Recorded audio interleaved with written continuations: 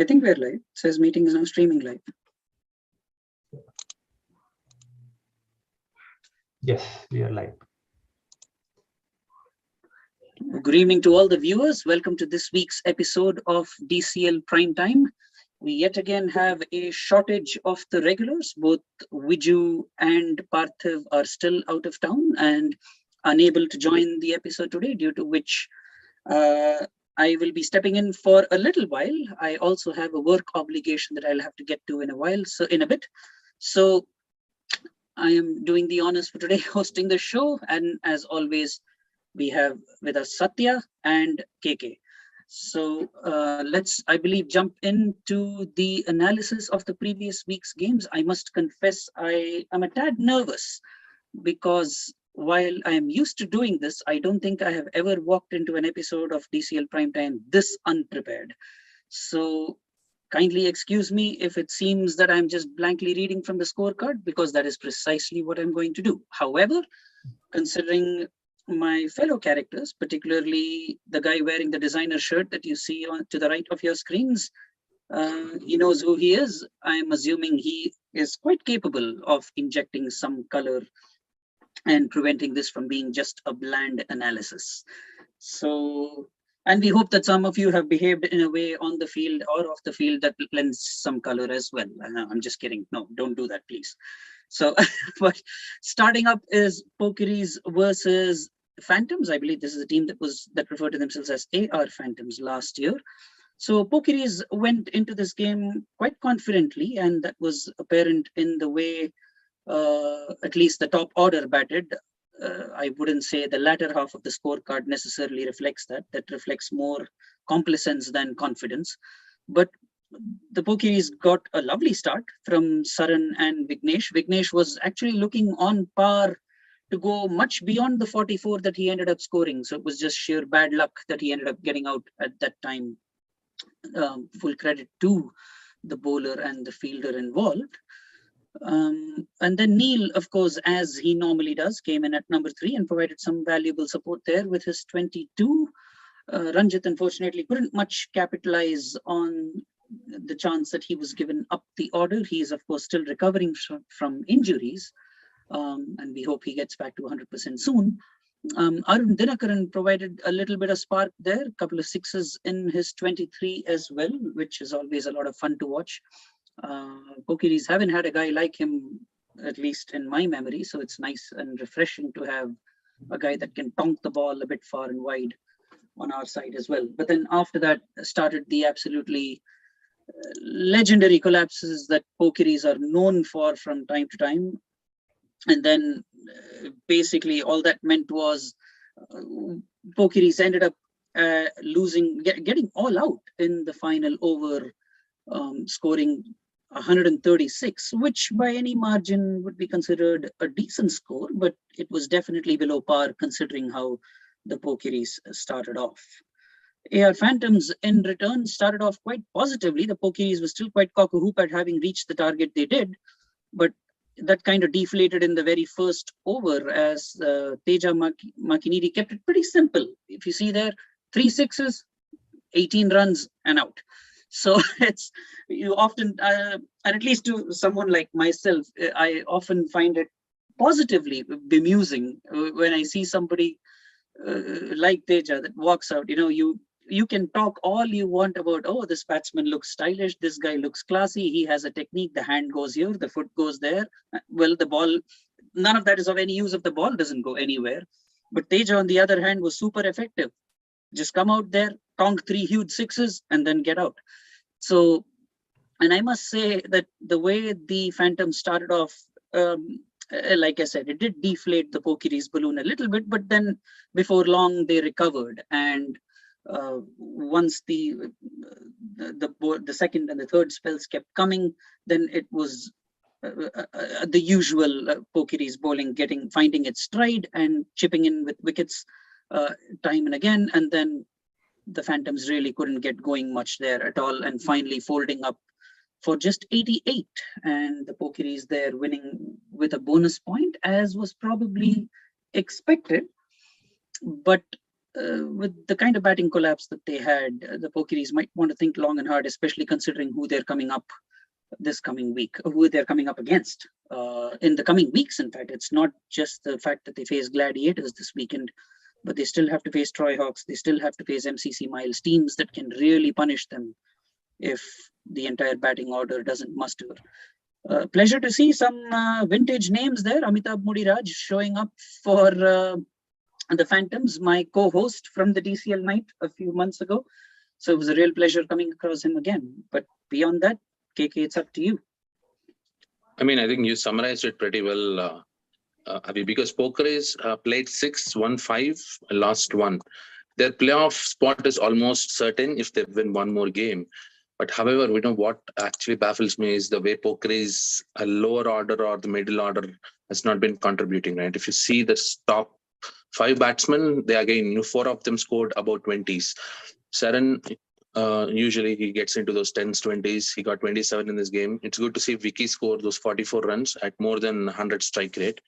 And if you actually look at the batsman who scored some runs, Vicky has the highest strike rate. We can discount Satish Mani's 4 out of 3, but because that's a very low score to actually look at the strike rates. Sure. But the lower order should have definitely capitalized on the way Pokiries started, right? Because at the end of 22 overs, the Pokiries scorecard at 127 for 3. From 127 for 3, losing your next 7 wickets in a span of 9 runs, that is actually a concern. And this is not the first time it happened this season. The same thing happened in the game against Safaris, 52 for not, 75 all out, right? And I would not even worry about the upcoming games. You're facing Troy Hawks, MCC Miles, or Gladiators, all in good. But what if once you get into the knockouts, if such a scenario repeats, it would call a disaster for the season. And that is where the lower order, I believe, they needs to get some more game time, and that is especially important. And I hope Ravi Narla takes a leaf out of what happened in his 2 outings, right? The lower order collapses, give those folks actually more a run for the money. And in this game, I would say Harsha bowled well. He took 4 wickets in his 4.3 over spell, which is good. And he has been tonking the ball very well. He has the highest strike rate, I believe, in DCL this year. But with the ball as well, he has performed in this game. And Phantom started pretty well. And there are 2 games I want to compare in this week. The first game is this. The second game is the game played between Rangers and Spartans, because they also had a phenomenal start. But what followed that is not really something which we want to talk, because in this game, Phantoms were 23 for no loss at the end of 2 overs. They would have capitalized on this. Teja, he plays very aggressive. Last week, he scored a 50. He scored 100 in the Michigan Cup. But, the rest of the team members, Phantoms have been doing good this year. They came up against Pokiries unit. I would say they actually came up against Sharan Raj, in this, because 4 overs, 1 maiden, 3 for 4.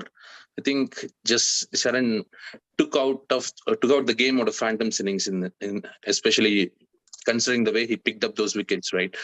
In the top 4 wickets, 3 wickets are picked up by Sharan Raj. Right. That is exactly what happened. But yes, a good win for Pokiries, 5 points, good run rate boost up.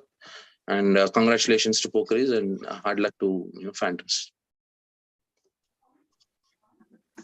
Yep. So next up, I believe, was what can only be referred to as a real upset. The Rising Stars have obviously not been the same since they have heavily bled a few players from past seasons. And I don't think any of you had predicted that the Rising Stars would end up beating the Stingers, but that's exactly what happened. So I'm assuming there's quite a bit of consternation in the analyst camp here. And although I think you guys all uniformly got beaten on this one, so it may not affect your internal competition much. But I'll add something here, Ravi, because Stars and Rising Stars are causing upsets, not just in the DCL field, but also to the endless predictions. And in this game, that exactly happened. That is true. Yeah, I think, yep. And we'll get to the Stars as well on what they've been up to. But the Rising Stars batting first, and in their 25 overs, they ended up getting all out for 74. And no sizable contribution really there, except for Dhaval Dungrani down there, 12-31 playing a steady hand. Prashant Patel, 10, and at the top, of course, Brijesh also scoring 12, but only single digits for everyone else. If it's any consolation, that lower order looks slightly better than how the Pokiris did the previous game, but some pretty good tight bowling there from the Stingers bowling, led of course by the veteran Jagan. He's probably going to kill me the next time he sees me for calling him that, but hey, sometimes the hard truths have to be said, right? So Stingers at the halfway mark would have actually thought, okay, great, another day in the office. We can beat the Rising Stars and go home satisfied. But boy, there was something else in store for them, because that is an even more dismal looking batting card for the Stingers. Raghavendra at the top scoring a slow and steady 11, and only supported by Nag Arjun with his 15. But and then of course the top scorer that day was again the Rising Stars bowlers for the Stingers, conceding 17 extras. Thankfully that didn't prove costly at all, because of the rest of the batsmen pretty much being digital, either 0 or 1, 2 and 3 and a 4 over there. But really an absolutely dismal performance, regular procession of wickets there, and folding up in 18.4 overs. All it would have taken was for a couple of batsmen to just stay there, bat out the innings, and they could have overhauled that, because 17 extras, hey, that could easily have been 20 and 22 there, considering the generosity of the Rising Stars bowlers. So all in all, the Stingers were upset that day and probably would be upset at the result as well. Yeah, Pavi. I think the Stingers got stung by the Rising Stars in this game.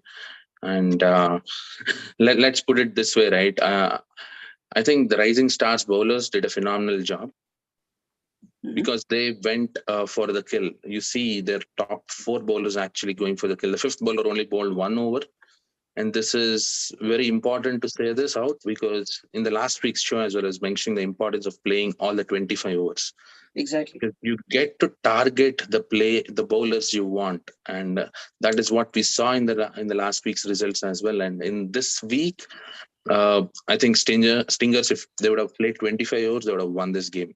Because at the 13 over mark, they only lost 5 wickets. The score was about 40. They needed 35 more runs with 11 overs in hand, and they got bundled out within 19 overs. So 6 more overs in hand, and you're losing all the wickets. I would call it a sin.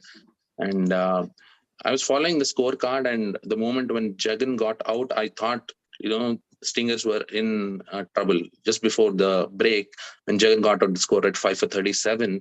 But I think that experience is actually missing out there. And Chilam Iowa, he has played some good knocks for Stingers this season, especially when they won against Patriots or local boys. But in this game, he got out in the first ball, and Bhavin Patel, their stand-in skipper, he took that important wicket. And even though the extras read the highest score here, 17 runs, the Stingers only scored 40 runs in about 18 odd overs, right, with the bat.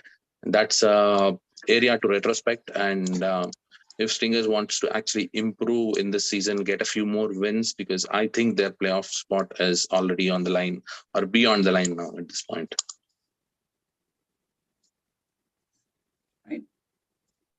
Well, next up, Spartans versus MI Rangers, and Rangers really have been quite disappointing considering how they've performed this year, and in comparison to some of the previous seasons.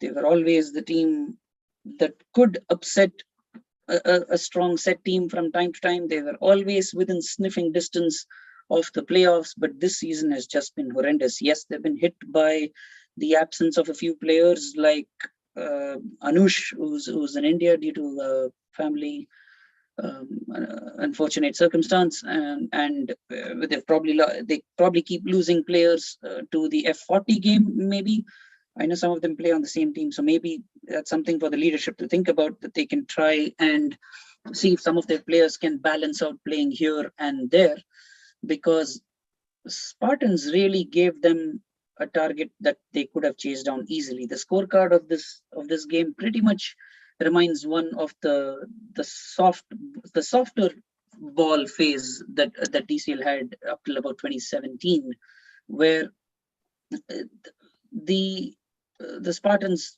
essentially limping to 93 in the final over. Quite a few batsmen chipped in here and there, which at least enabled them to post that total shy of three figures. Kaushik and Mohan batting pretty well there and giving good support to Sivaram Sarige, who top scored with 29 for them. Somewhat tight bowling there by the Rangers, conceding only 9 extras. And but otherwise, nothing really remarkable on either side. You can say that again, MI Rangers would have thought, okay, with the fact that they had Abhilash and Anil and Ifti and Jitu and Aditya Nalan, who, yes, I ran into him last week in a Michigan Cup game and seemed like he had some injury there that's not allowing him to quite perform at the level that he would have liked. But if you look at the scorecard, they had the batting to overhaul a target of 94. And the way Abhilash and Anil started off, especially Abhilash blazing 3 sixes and 2 fours to get to 30 in no time, at that point, it probably looked like curtains for Spartans, but then somehow once they got Abhilash, the Spartans just kept chipping in, and unfortunately from Ifti down on to everybody till the end, there just wasn't much contribution from the bat at all. And really two things stand out here. What has enabled Spartans to actually pull this one off is the fact that they conceded only 6 wides there, and those were the only 6 extras that were recorded. So they didn't do the job for the MI Rangers like some of the other teams have done for their opponents. And MI Rangers, again, if you see, all out in the first ball of the 18th over. 7 more overs. I mean, come on, guys. Yes, it's become a nice fancy game where everyone is blazing their way to totals and things like that. But there is simply no alternative to good old-fashioned cricket when you have a target like 94 that you're chasing and you get all out with 8 overs to spare. So MI Rangers, again, only have themselves to blame. They still had the team to win this and they faltered. So there will be quite some heartburn and soul searching there in that camp, I believe. Abhi, you know what I think? I think the season is over for MI Rangers. 5th loss in 6 games, and probably I think this is the end. But however, going into this game, this was the showcased game of the week, and up until the probably this was the showcase game of the week. This was the showcase game of the week, and if you look at how the score read after 12 overs, MI Rangers were 63 for the loss of 5 wickets, needed 30 more runs, 5 wickets in hand. It would have been the perfect platform to get that game so up close. But however, I think in this game, MI Rangers, as you said, they got all out in 17 overs, 17.1 overs, and that summarizes it. In fact, at one stage, I was looking at the score 5.1, 50 for the loss of 1 wicket is what the MI Rangers scorecard read. 44 runs in about 20 overs with 9 wickets in hand. I would say only MI Rangers can do this. They can lose this game. And excuse me, about the sorry, Avi, just give me a minute. No problem.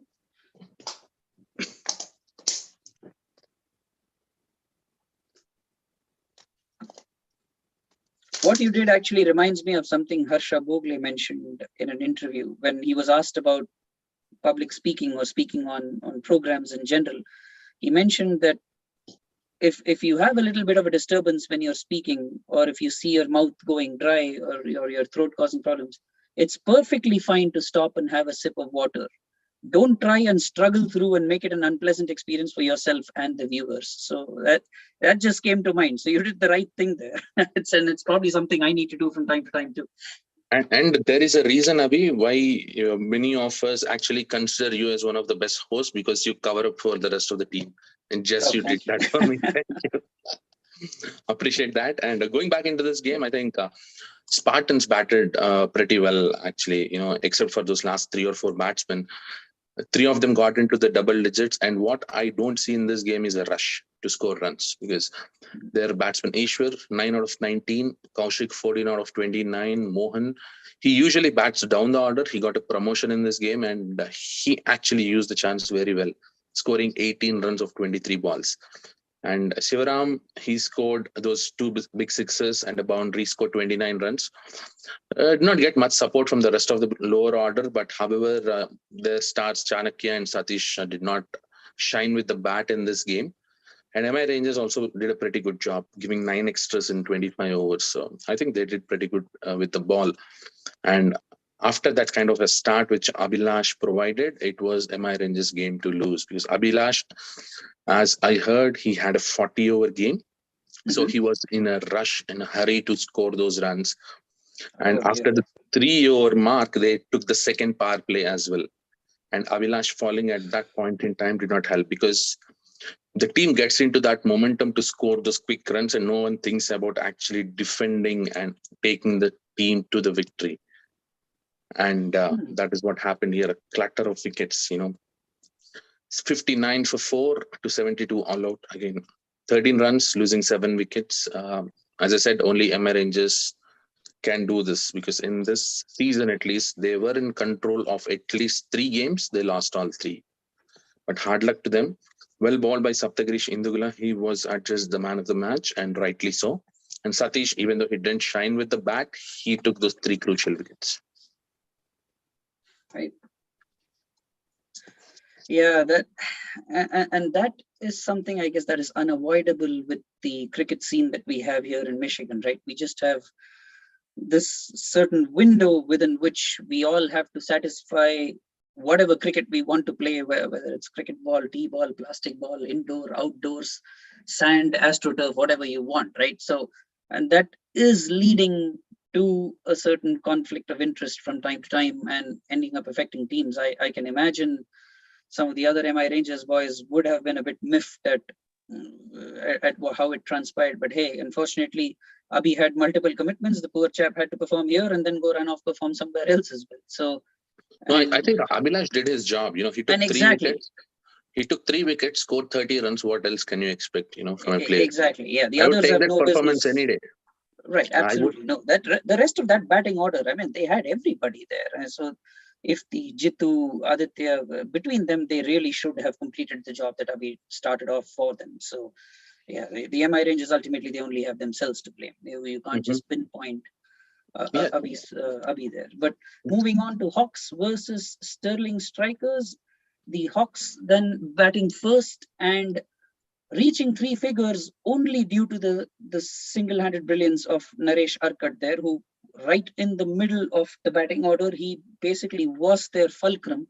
He stood there and batted for 42 runs of 56. The only support he got was Yashwant Ataluri with his 18, maybe to an extent from Prithvi as well, scoring 10, but really the rest of the batsmen not showing up at all.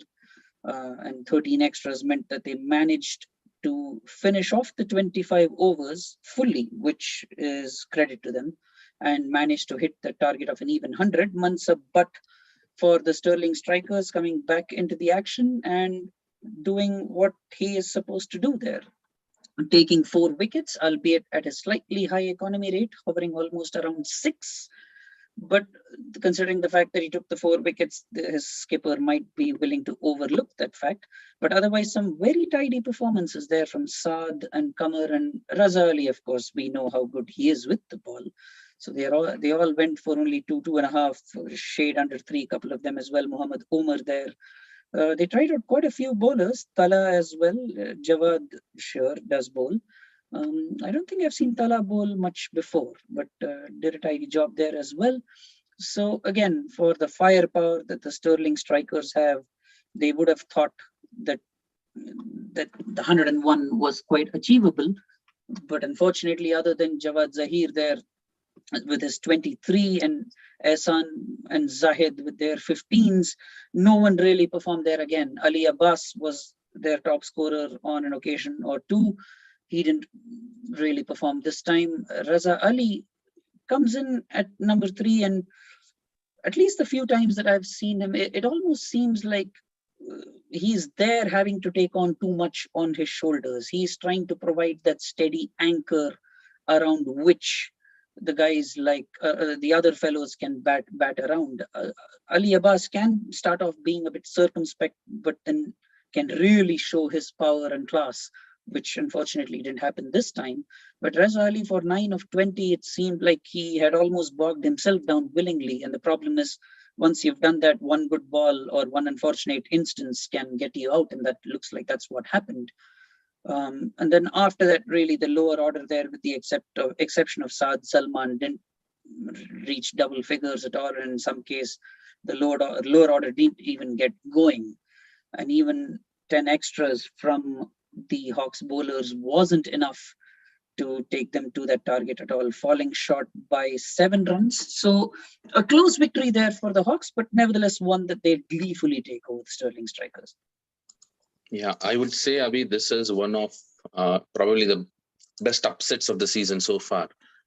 Is Hawks taking on Sterling Strikers, which is called one of the strongest units in this year's DCL. That changes the equation in the points table a lot.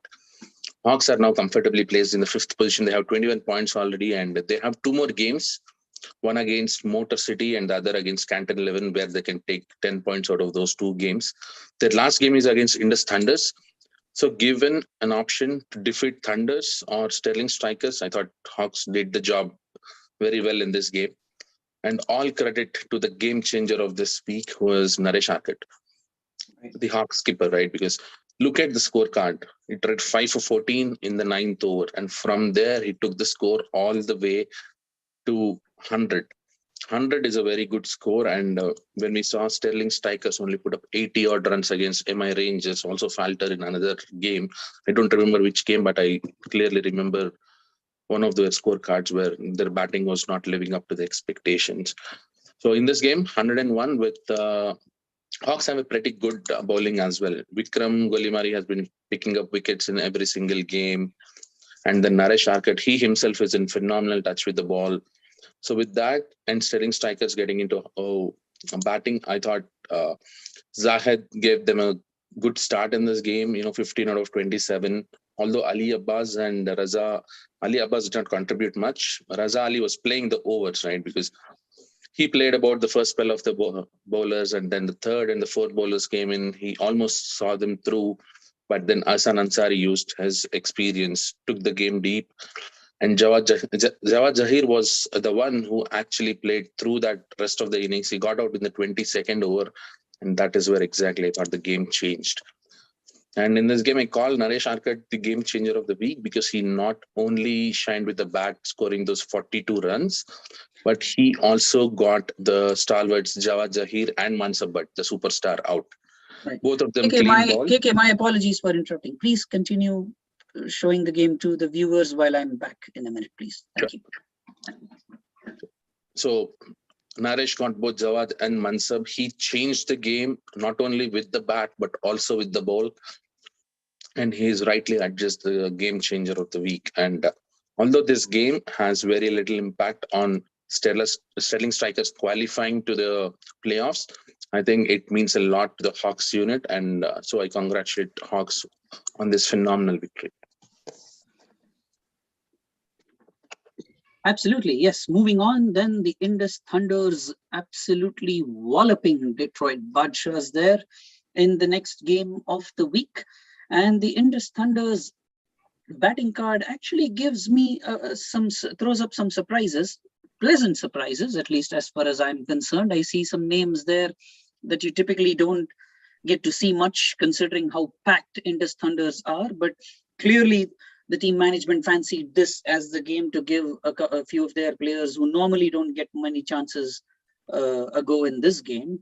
And top scorer in that innings is also a person whose name you don't see in the top order much. In fact, KK, I remember you referring to this chap as probably the most valuable number 11s a team can have. Rahul Shiv Pujay there, 45, batting at number 3. I'm very, very happy there to see my friend get a chance, and more than that, Rahul capitalizing on that chance given to him by his skipper. Partnered well at top by Naresh Sundar with 25. Abhishek Sunkari got to open, but unfortunately couldn't get going despite scoring that initial boundary. After that, Vijay and Sandeep providing some impetus with their 10 and 14. but a little bit of collapse there. My Katapa there, Varma Kakarla Pudi, not able to trouble the scorers on that occasion, as didn't Ashwini as well. The skipper Shrikant, however, coming in and scoring 16 at a run a ball, and then Raj Sehgal, another veteran there. I saw Rashid Malik's name in the scorecard on the previous game for Sterling Strikers. I believe that's the Rashid bhai that showed up at our show last year. So it was nice seeing his name there on the scorecard. Would have been nice to have seen him in person there as well, but our game was in a different area. And then Raj Sehgal here, who, if I'm not wrong, got a lifetime achievement award this past DCL night. So he's not quite done though with his career there. 22 of 15 at the end, taking them, and Azim by making an appearance as well for one delivery at the fag end of the innings there. And of course, a generous dollop of 22 extras meant that the target that the Detroit Badshahs ended up facing was 160. Not very effective bowling performances there, as the target would indicate. The cheapest economy rate there being 4.8.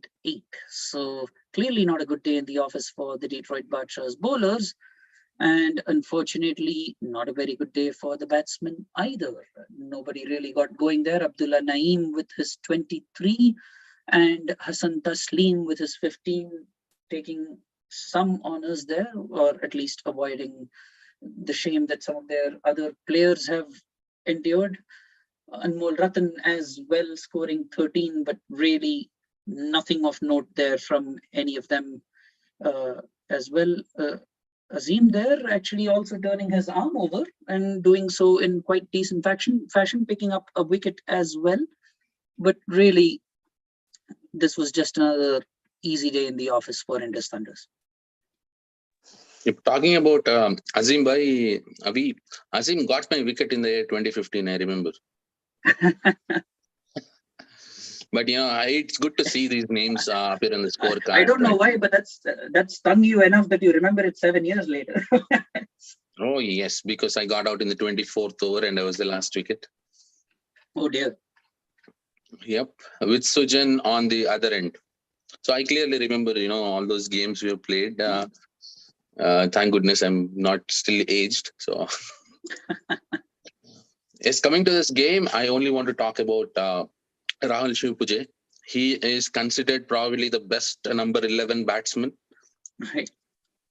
And he rightly showed his batting skills in this game. 45 out of 58. There is no rush at all. He played his time, batted beautifully, scoring those 45 runs. And it's very nice to see Rahul Shivpuje as well as Raj Sehgal get some runs under the belt. Good signs for Indus, and also because they have so many reserves in their unit that last year we were talking about 23, 24 players in their unit, and all these guys would walk into a playing 11 into any other team. That's the kind of Indus Thunders players that Indus Thunders have, and in this game, the game result went exactly how the analysts predicted. Indus Thunders taking a big victory, but from Detroit Badshahs, Abdullah Naeem was the pick of the bowlers, 4 wickets for 24, including a hat trick that I see. So that's a notable achievement, I would say. Congratulations to Abdullah Naeem for his hat trick. Wow, that's great indeed. Yeah, congratulations. Yes, and Detroit Badshah batsman, I think, again, except for Abdullah Naeem, who's top scored with 23 runs, and Anmol Ratan scored 13 runs. Little contribution there from Hassan, who scored 15. And other than that, there's nothing else to speak about it. And tough luck to Badshahs. Although this is their first season, I think coming up against a team like Indus Thunders would be a lesson learned. And hopefully they'll take those lessons and implement in the rest of the season. Absolutely, yes. Yeah, bittersweet day there for Abdullah Naeem. Stupendous bowling performance there with his hat trick, but unfortunately ending up in a losing cause. Indus Thunders, however, quite an ideal test bed game for them, as I'd call it, trying out their bench, and most of their bench performing well as well. So Dhairya versus Legends, and this really, nothing much to say there. I think this game proceeded on expected lines, except the fact that Legends lost half their side trying to chase down a mega target of 52. Dairya, however, only managing a paltry 51 in batting first. Nothing much to write home about in their batting scorecard either. Quite a decent day in the office for most of the Legends bowlers, except maybe for a couple of them, but I'd say not really. No, it was still quite a decent bowling performance there. So no challenge really for the Legends bowlers, and neither were the batsmen really, except that they decided to make a challenge out of it. Their top order really not doing much at all. But Pradeep with his 12 and the extras with 11 and Saurabh contributing with a 9 along with Sai in the middle was enough really. So all in all, not really a game much to write home or speak about. Yes, Avi. I want to ask a question to either you or Satya. When you see a scorecard where you present players who have not actually played the game, is there a penalty in DCL? Oh dear, wait, no, really? That happened? Yes, because I've umpired this game, and Dhairya skipper, the stand-in skipper in this game, he clearly told me that there are a couple of players who have signed the waivers, but their names are not appearing in the selection of the playing 12. And Sagar Gada, as the name appears, is not the guy who played the game. He was a debutant. He's a left-hander. He played well, but he's not the guy. And okay. I don't know if committee wants to you take it up or not. Do you mean like they're not showing up in the cricket clubs? When you select the playing 12, right, Satya, Yeah. the names were not showing up. So he did inform that he's going to have some other player's name appear there, but he's going to go home and change it.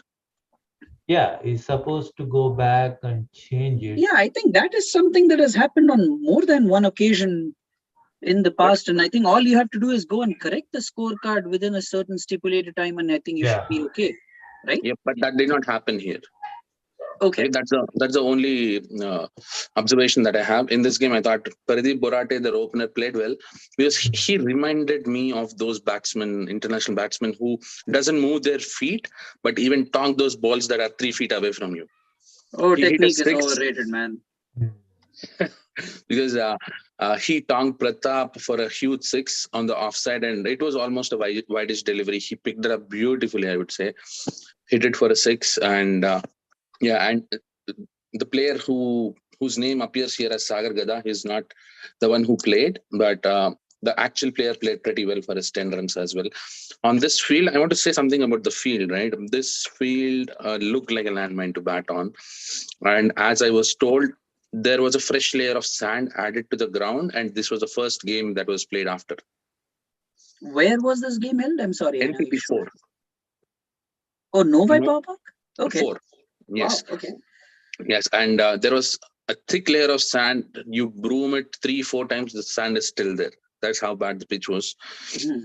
But I was thinking in my mind, maybe if these guys get over 60 runs, it will be a good game on. But the idea did not have the bowling resources to do that as well. And as you can clearly see, at one stage, Legends lost 29 for 4 in the 7th over, but then 1 over changed the game. They got, I think, 15 runs out of it, and after that, there is no turning back.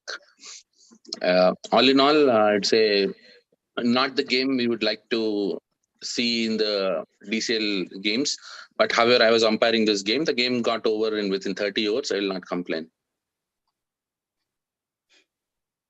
Oh, geez. How about this game? So I'm going to do a little bit of a visual. I can't do justice with my voice and my body language, but it might just look like a parody, but I'll try.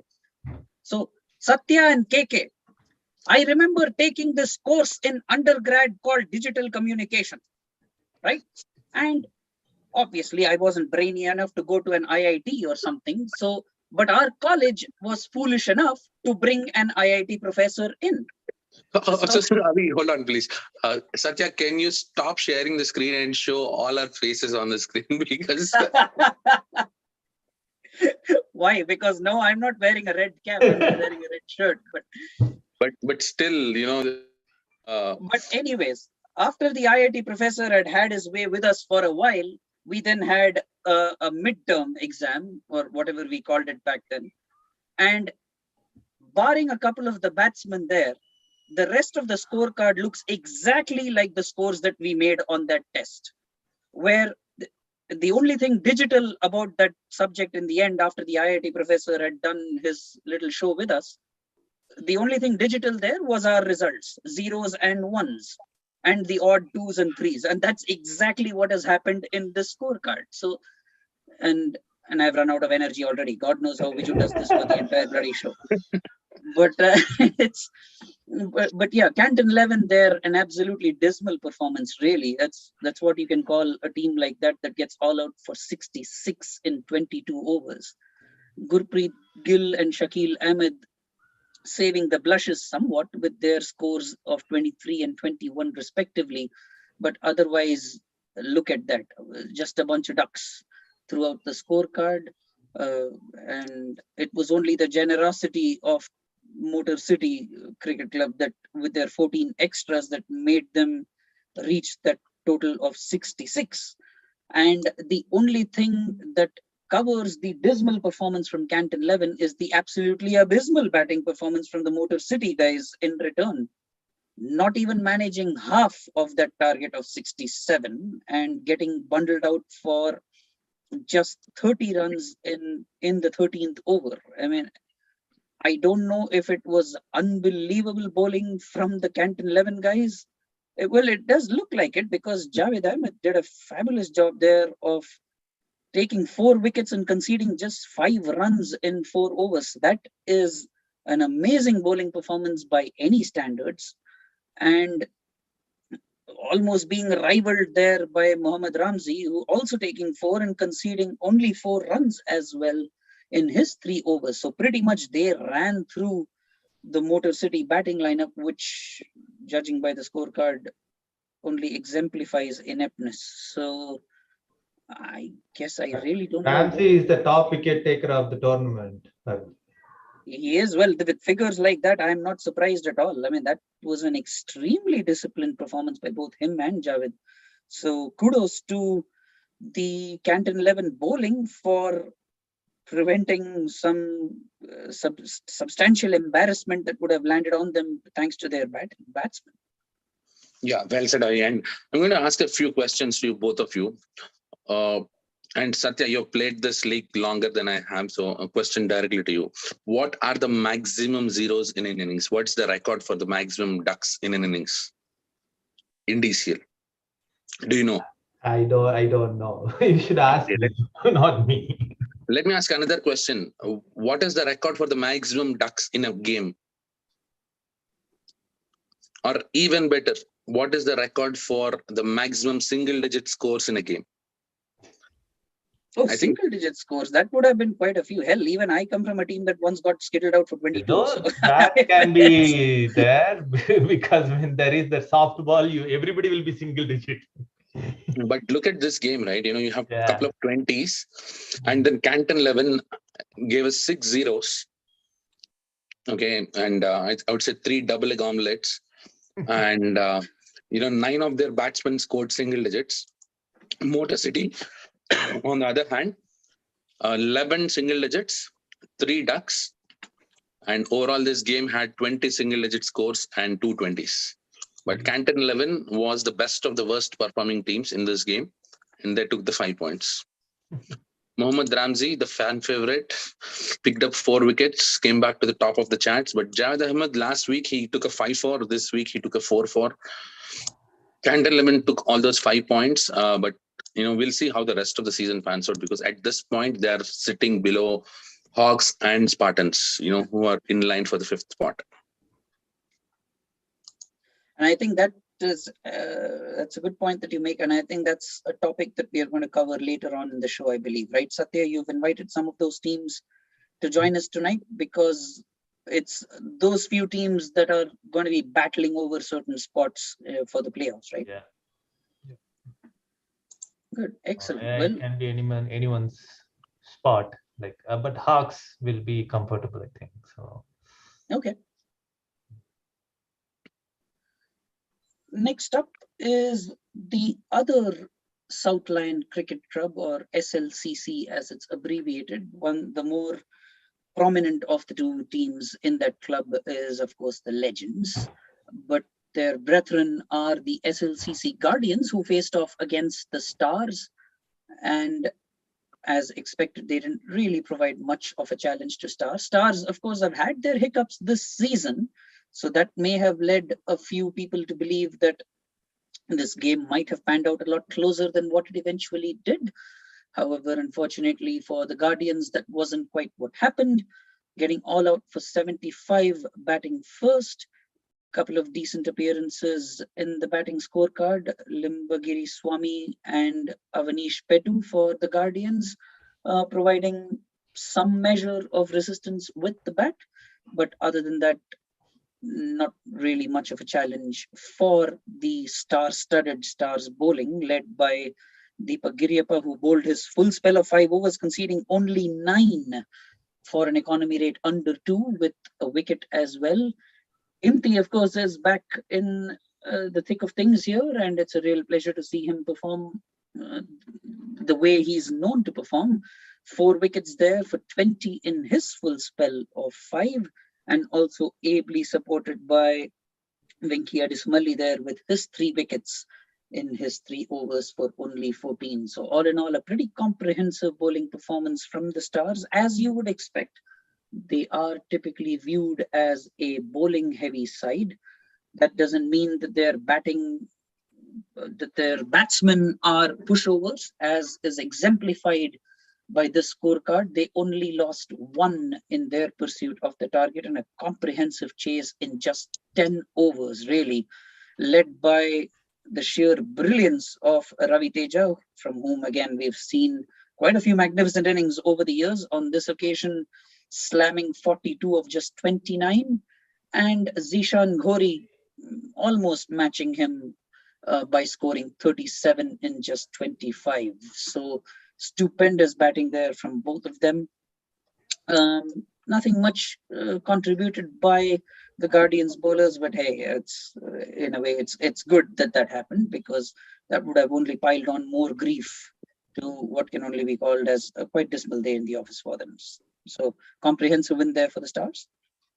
And Avi, in this game, right, I see SLCC Guardians played around with their batting lineup yet again. Limbagiri Swami opened the innings in the previous game. He scored an unbeaten 50, took their team to victory. But in this game, you see Limbagiri Swami is at number 5, right? And Sandeep Kohli and Sahas, who usually played in the middle order in this, past few games, they have gone up to the opening spot, and I'm not sure the reasons why, but changing a batting order so many times would not really produce the results that you want to, especially when it is working in your favor, right? A game, you send out someone opening, he scores a 50, you don't demote them. You actually want them to play in the same spot, actually take the team, run the show around that particular person. And as what has come to my knowledge, in this game, SLC Guardians did not have a few of their players, because there is a Lancing League that is going on, the playoffs, and a few of the players for Guardians are actually commuting from Lancing for every single game. And in this game, they lost their services. And, they played all the 25 overs, but 75 runs against Stars, I think it's a lower score. Probably you have scored about 100-ish. Then then I would say there is a chance of actually putting up a decent performance with the ball. In this game, they did not have many runs on the board. And as you see, Ravi Teja stole the show. 42 out of 29, 4 huge sixes, strike rate of 144. And Jishan almost matched him shot to shot, 37 of 25, the strike rate higher than Ravi Teja. I think these both coming into form is a good sign for Stars. And Stars, although they are somewhere in the middle of the points table in their pool, I would say they'll qualify after this performance, because that 5 points and chasing the game within 10 overs boosts up your run rate. So, hard luck Guardians, but Stars did a good job in this game.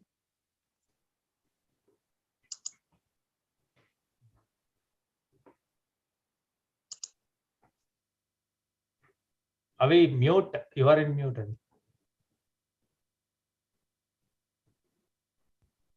I'm sorry, can you guys hear me now? Yes. Okay, yeah, the call dropped for me for some reason in between for a few seconds, and I think thankfully it got back, but usually when it comes back, it mutes automatically. But having said that, so MCC Miles versus Thunderbolts can only be called an absolute massacre of the Thunderbolts. I have come across the Thunderbolts on a few occasions now in the recent past, and I have always felt that they're better than their record in the league suggests. Unfortunately, this particular instance doesn't quite support that assertion because, good God, like I said, this was an absolute massacre perpetrated on them by the MCC Miles, chiefly led by Brahmanaidu Yanala there at the top of the order, 95 of just 78 deliveries, 4 sixes, 6 fours. Real pity there that he couldn't get to 3 figures because, by God, if he ever deserved one, it was on this occasion. And ably supported there by Karthik J Kumar with his own half century of just 41, which was probably overshadowed by Brahma's 95, but an extremely vital contribution nonetheless. And if you look at the rest of the scorecard, really none of them performed at all, except maybe Sunil with his 15. But the sheer brilliance of Brahma and Karthik meant, along with a healthy 19 extras from the Thunderbolts bowlers not helping their cause, meant that MCC Miles had romped to just 5 short of a double century in their allotted quota of 25 overs. Deepak Bhaskaran still retaining a measure of honor with the ball, taking up 4 wickets there at an economy under 5, which, considering the circumstances, can only be called an excellent performance, really, considering the dismal numbers from the other bowlers in the Thunderbolts bowling attack. And when a team comes up against a target of 196, more often than not, you find that they are absolutely already demoralized going into the game, going into the chase itself, and can't really muster much. And that's exactly what has happened on this occasion. 71 all out in the pursuit of that lofty target, and almost half of them coming from their skipper leading from the front there, 33 of just 20. So you definitely can't blame some of the Thunderbolts guys for lack of character, because by God, they have that in abundance, as shown there by Deepak with the ball and skipper Vinod with the bat. Unfortunately, no support whatsoever from anybody else. Mithilesh is a hard-hitting batsman there. He could have probably done something, but I know he's hampered with his injury, so only managing to barely touch double figures there. So really nothing to write home about for the Thunderbolts in their batting either, as was the case with their bowling. Praneeth Neelapati, however, with the ball for MCC Miles, shining there with his 5-wicket haul and conceding just 4 in almost 4 overs. So an equally magnificent performance with the ball by him to match the brilliance shown by Brahma and Karthik with the bat. But comprehensive win for MCC Miles, and a real warning for some of the other teams that are lined up to face them in the remaining games of this tournament. Yeah, Abhi, what I think is, this year there are 2 guys who have been consistently performing for MCC Miles, and in this game they both got what they deserved. Brahma scored a 95. He missed out on a well-deserved century. This game was streamed live. I saw the ball which got Brahma out. It was a slower ball by Deepak. And again, Deepak Bhaskaran was phenomenal, 4 for 24 in his 5 overs when the opposition scored 195, which means the other 20 overs went for 171, whereas Deepak went for 4 for 24.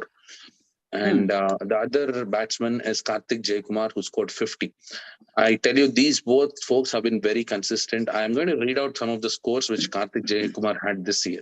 16, 27 not out, 10, 39, 4 and 50. So in 5 out of 6 innings, he gave scores which are in the double digits: a 20, a 30, a 50 and 2 10s. And when it comes to Brahma, he scored 21, 7, 23, 0, 49, and 95. He missed out on a half century last week. He missed out on a century this week, but 4 out of 6 games he scored in excess of 20 runs. So that's the kind of starts you want at the top order, and that is what is working for MCC Miles this year. And if they continue this kind of a form, I would say it's a real threat to a lot of teams in their pool and in the knockouts. Absolutely. And we are probably going to have to hustle a bit here with the number of games that we have remaining. And unfortunately, I also have to leave in a few minutes. I actually have an office call going on, and I told them I have a personal commitment. I didn't dare say what the commitment was, because they'd probably say, well, you have no business being on this call on that call as opposed to ours. But anyways, FCC Agni versus Knights, yet another one-sided game there. FCC Agni putting up a pretty good batting performance. They finally got the chance to do that in this game. 127 for 4, led by Arun Lavakumar, who's back in action again. Good to see him. More often than not, I've seen him perform with the ball. So nice, pleasant surprise there to see him batting so beautifully. 50 of just 49. So strike rate of a shade above 100. Ably supported again by Raghunathan Muralidharan with his 33, and a couple of other valuable contributions there from Rishabh and the opposition bowlers, enabling them to reach 127 in their allotted overs for loss of just 4 wickets. And the Knights not really doing much with the bat either in response. Sai Charan Puluri, the only somewhat bright spark there, with 22 of just 11 deliveries, but managing only about half that allocated target that they were chasing. So nothing much to say there again. Avi, you summarized the game well, and Arun, we need to congratulate Arun for his 50 in this game. He got the 50 of the last ball of the innings, and he also took 2 wickets when he was bowling. 3 overs, 2 maidens, 2 for 2. Great performance from Arun, well supported by the rest of the team, and Agni have 5 points in the bag. Let's move on to the next game.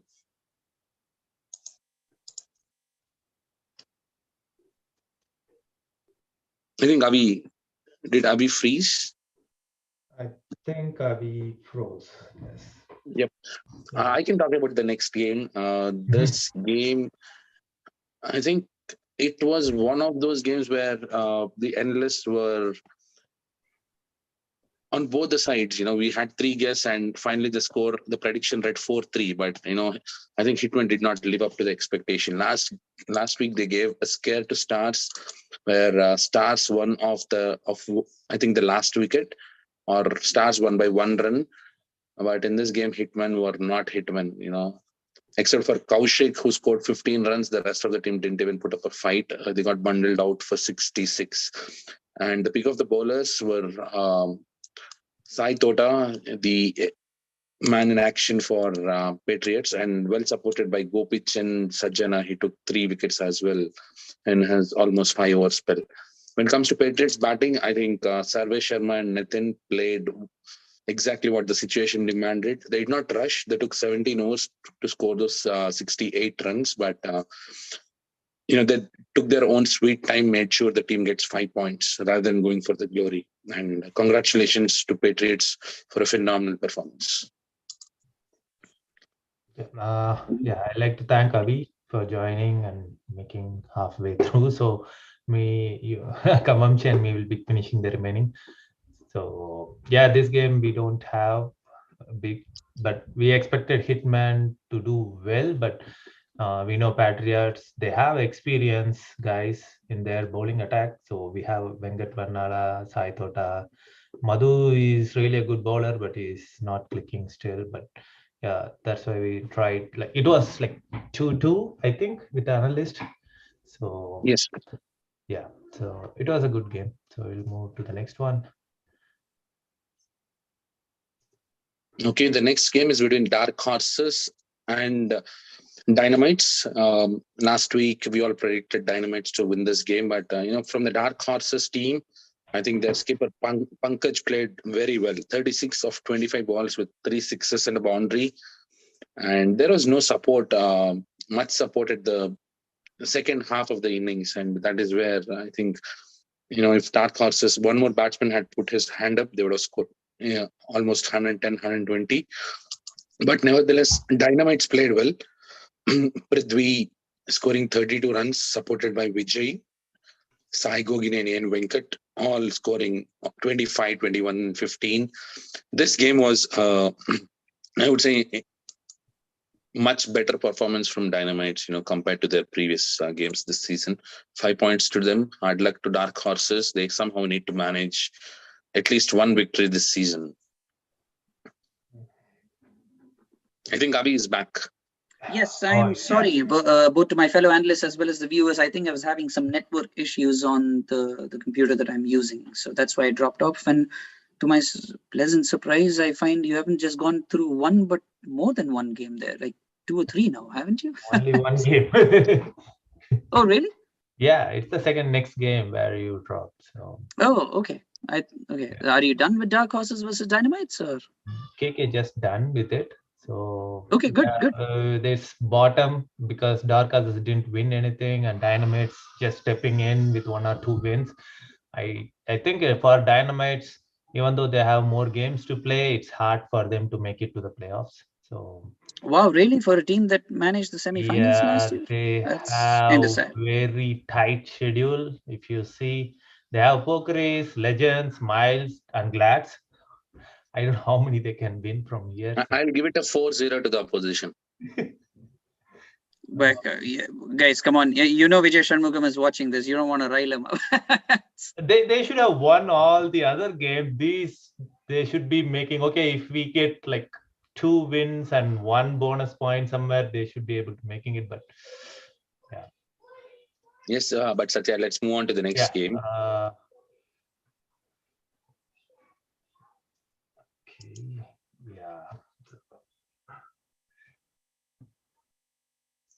Yep, the next game is was played between Troy Hawks and Gladiators, and have been sitting in a different planet. Maybe Troy Hawks would have won this game, except for a blistering innings by the number 9 for Glad's player. We'll get into that, but let's start with the Troy Hawks innings. 4 for 15 at the end of 6.1 overs, and from there it was a sheer brilliance of Sharath, Pradeep Konreddy, Shashidhar Raghupati, Kaushik, and Rakesh Miryana that propelled that score to 117. And I was umpiring the other game along with Akash Patel. We were thinking, Gladiators, if Troy Hawks score in excess of 130 with the depleted unit which Glads have, I think Troy Hawks could win this game. But I think Troy Hawks bowled brilliantly. They've got 6 bowling options, but they used 6 bowling options, but their first 5 bowlers bowled really well. At the end of 23rd over, Glad still required 16 runs with 2 wickets in hand, but Dwanith Patel somehow managed 3 boundaries in a row off the best bowler in Troy Hawks unit, Kaushik Chapidi. Hit a 6 and a 4, finished the game in a hurry. But I would say this was one phenomenal performance from Troy Hawks. I would not call Gladiators, but it was a phenomenal performance from Troy Hawks to bring that game that close. But it's a good thing that they lost, because, these are the games when you lose, you go back to the drawing board and think, okay, what might have happened? Why did we even lose this game? And this will help them tremendously in the playoffs, because last year they played a game against Krcc in the pre-quarters, trying to chase 70 odd runs, but they were not able to do it. But these games such as these, when you're playing top units such as Gladiators, it would be a great learning experience. And over to you, Satya. You played the game, you would have more color to add. Yeah, they played against us, and initially we started with we had a 5 bowling options, and that too, like me is in the last option, but we started the game well with Arjun and Shivam. Arjun bowled excellent. He first 4 overs, within 10 overs, he bowled like 4 overs, 8 runs. Only the last 2 over, he gave like 10 runs there. But other than that, Arjun was excellent in the top order. That's where we were 6 overs, 4 wickets. But in the middle order, Sarath, Pradeep, and Shashidhar, they stayed. They did not give the wickets for us. So I tried a couple of options, but I the only thing I did not expect is Aditya going for some runs. If Aditya would have been just 15, then I would have been like chasing around 85 or 80 to 85.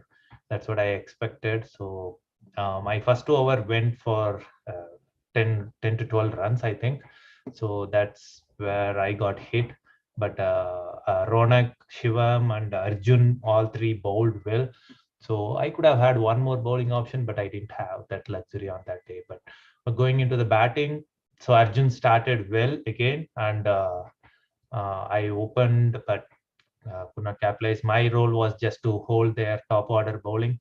So I did max I can do it. But Ronak and Arjun played really well. Ronak was an unlucky out where the batsman hit straight and hit the bowler's hand and hit the stumps. So that was an unlucky out where he was really looking dangerous to win the game from there. Then Aditya and Imran is the steal from the Brownstown. That's the only player we took. But yeah, he really played well the games he's playing. So that was a good left-hander. We have it in the middle order there. And we expected Shivam and Sarubai to give some runs, but couldn't. But Ankur is a really good opener, but I didn't have my batting depth, so I have to use it in the middle order, like lower down. Dwanit is really a good player. We would have not seen, but he's a new addition to our team. So he played the first game and then he played the previous game, I think, but he didn't get many chance to bat. But this game, he really had his chances. So he took his time. He just used those three balls where in the 24th over, first, second, and third ball, and he cleaned it for the win. So yeah, that was a good game with Troy-Ox. So all the best for the Troy-Ox. And I think, Satya, I can imagine how you might have felt right after the game. And yeah. So yeah, up to 20th over 15, like after like couple of wickets in the 15th over, then I was not that sure, but I had hopes because I had a deep batting order. I know Ankur, Dwanit, Ganesh, everybody can bat. It's not like pass over batsmen, these guys. So if it would have been around 100, I would have really said yes, we can win it. But it was a little bit more than 117. So that's where I need to rethink. But this ball, like if you get in the slot, it's keep going. So yeah, till the last ball, it's not over. I was expecting they get to the last over again. The tie will be coming for Troyax, but he finished it before that over. So I think that's that's a good thing for turned you. out hold it Sandeep, I think, for the last over. So Yep. And the next game of the night is KRCC versus Detroit Bulls.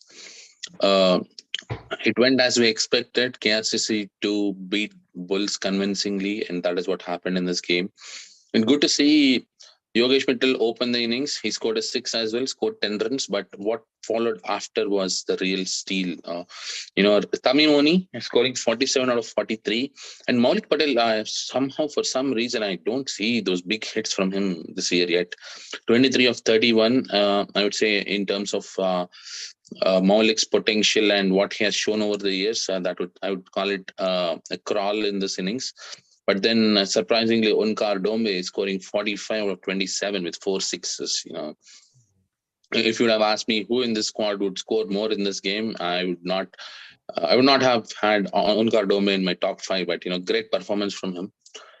45 of 27, and in the bowling for Detroit Bulls, KRCC somehow managed to not give any wickets to our MBB. And that is where I think they were able to capitalize on the rest of the bowlers, because those economy rates are way too high. Jagdish Javadi going for 6.6, Gino James at 8 and over, Arun going for 12 and over, Tanuj going for almost 6 and over. That didn't help. And once KRCC scored 154, it was more than sufficient to contain the Detroit Bulls. In fact, Tamim Oni was the second change in this game. He was the fourth bowler. He took 5 wickets. But on the Bulls, I think, they were trying to get that experience of playing a good bowling unit, even though they lost the game. Nikhil Sani played well. Vijay Batina, he scored 14 runs. Gino James and Viswa scoring in the double digits. Mahesh himself scoring 14, but 150 was way too much, in this game. Hard luck to Detroit Bulls.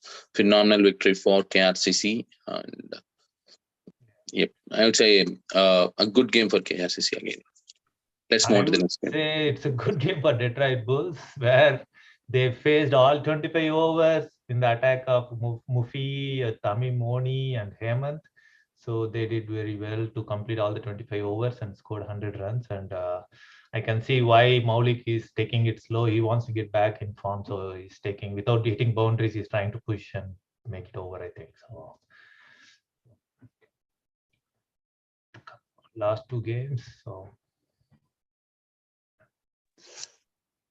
yes, the next game is between local boys and strikers. Boy, this game was in the next round where I was umpiring, and every now and then you hear so much sound from the ground. I was thinking something else is happening, but it was strikers picking up those wickets. The local boys, the way they started, they lost 3 for 4, then 4 for 22 in 10 overs. What followed that was a great innings from Srinivasan Elumalai. I think he played for UCA United last year. In this game, he was hitting the ball just out of the park, huge sixes. Was well supported by Satya. Satya was very highly rated by the local boys skipper when the local boys skipper was on the show. And he scored 25 runs, and then Dinesh Mentada, he scored 11 out of 14. Other than that, there was not much contribution from the rest of the team, because the scores read 0-0, 1-3, 2-1, 1-1. And strikers, they played well. They took time. They made sure they get the 5 points out of this game. Everyone contributed in this game, but the major contribution was from Dinesh. Who scored 31 of 46, no boundaries. In fact, they dealt in singles and doubles, and I think this is a good game for strikers, securing 5 points. They're not breaking Parthi's heart, when he's away. The team took the responsibility, and it's good to see. Yeah, I think Parthiv gave the team in good hands. So after that, they're winning every game, I think. So better Parthiv be in India so they can win all the games. I hope Parthiv is listening, because next week when he comes back on the show, he'll have some fireworks for all of us. Yeah. If not the fireworks, I'm hoping he'll get some sweets. Yeah, so he's going to come up with sweets. So local boys tried all the options with 8 bowlers, everybody giving extra 17, and they could not able to really go. So they expected Sheikh Mohammed to start, but the first 2 wickets, that 1 ball 0, it really costed them. After that, Srinivasan, Elumalai, and Satya has to stay there to get the score to 85. They pushed it to 100, 110. It would have been good game, but 85 is too low for this ball, I'd say. So yes. Yeah, let's move on to the next game. And of course, it's the last game for analysis this week. That's Detroit Bachelor versus Spartans. This game was played yesterday in Drake Sports Park, and it was a game played under lights. And Detroit Bachelor batted first. And major thanks to Ahmad Kasim, their opener, and Abdullah Naeem again in this game, scoring 20 runs. Between these two folks, they scored 39 runs, and there was one other contribution at the lower half of the innings that was from Naushad Ahmad, who scored 18 runs. And they crawled their way to 82. And when you're playing under lights, any score in excess of 80 is going to be a tough chase, because now we are at the end of July and there will be that dew factor. And once the ball goes into the grass, it's not going to travel much. You are better off hitting sixes than fours when you are playing in these night games, because the ball just won't travel. And if the fielding team is quick enough, they would even steal some run out. And in this game, Spartans, they did not have a great start. They lost 3 wickets in the second over, by the end of second over, right? They were 3 for 8 at 1.5. And what started then was they were trying to reconstruct the innings. And that is where you see Puneet scored 20, but Kaushik was the one who struggled, but still did not give up his wicket. He played for 17 balls, scored only 1 run. what followed was, it also put some pressure on the rest of the team. Satish, this week, he has not really had a great week. He again got out for first ball duck, golden duck, and then even the Chanakya hung in there for a little while along with the help of Mohan, who scored 10 runs. The rest of the team, I would say, did not contribute much. And it's a game to forget for Spartans, because Spartans almost actually took the game away from MI Rangers during the weekend. I would say, they stole all the 5 points which MI Rangers were having in their bag. But in this game, I think Detroit Bacha just outplayed Spartans. It's a Detroit Bachelor. Now and then they come up with their strong team and wins. But I thought Spartans would have won this game. They would have been a strong contender for the playoffs. So though they lost, it's like, so the one notable thing is the Mohan bowling. It's 5 overs, 3 maidens, 3 runs, and 3 wickets in that 2 wide. So that means he gave 5 overs, 1 run. So 5 overs, 1 run, and 3 wickets. So that was a dream for a bowler who can get that. So that was a good one there. So yeah, Yep. I think. Well said, Satya. Okay, now So today just we are going to do going for the playoffs. So that's the standing. The first 5 for Pool A: Raptors, Thunders, FCC, Sterling Strikers, who almost make it. That's the 5th spot is still open, I think. And we have to see how it goes here. GLCC, Strikers, and KRCC almost made. And Stars, SSK, like local boys, still Detroit Bulls. So still all those are fighting for that 4th and 5th spot. But Stars will make it, but the 5th spot will be open still. So here, Glads, Troyox, Pokeries, Miles, Detroit Titans, Safaris, Legends, it's still open. Like even till, I would say it can change anyhow. So I don't know, like, because all the games are tight in the top. So yeah, let me ask you a question here, Satya. Which pool do you think will produce the 16th team?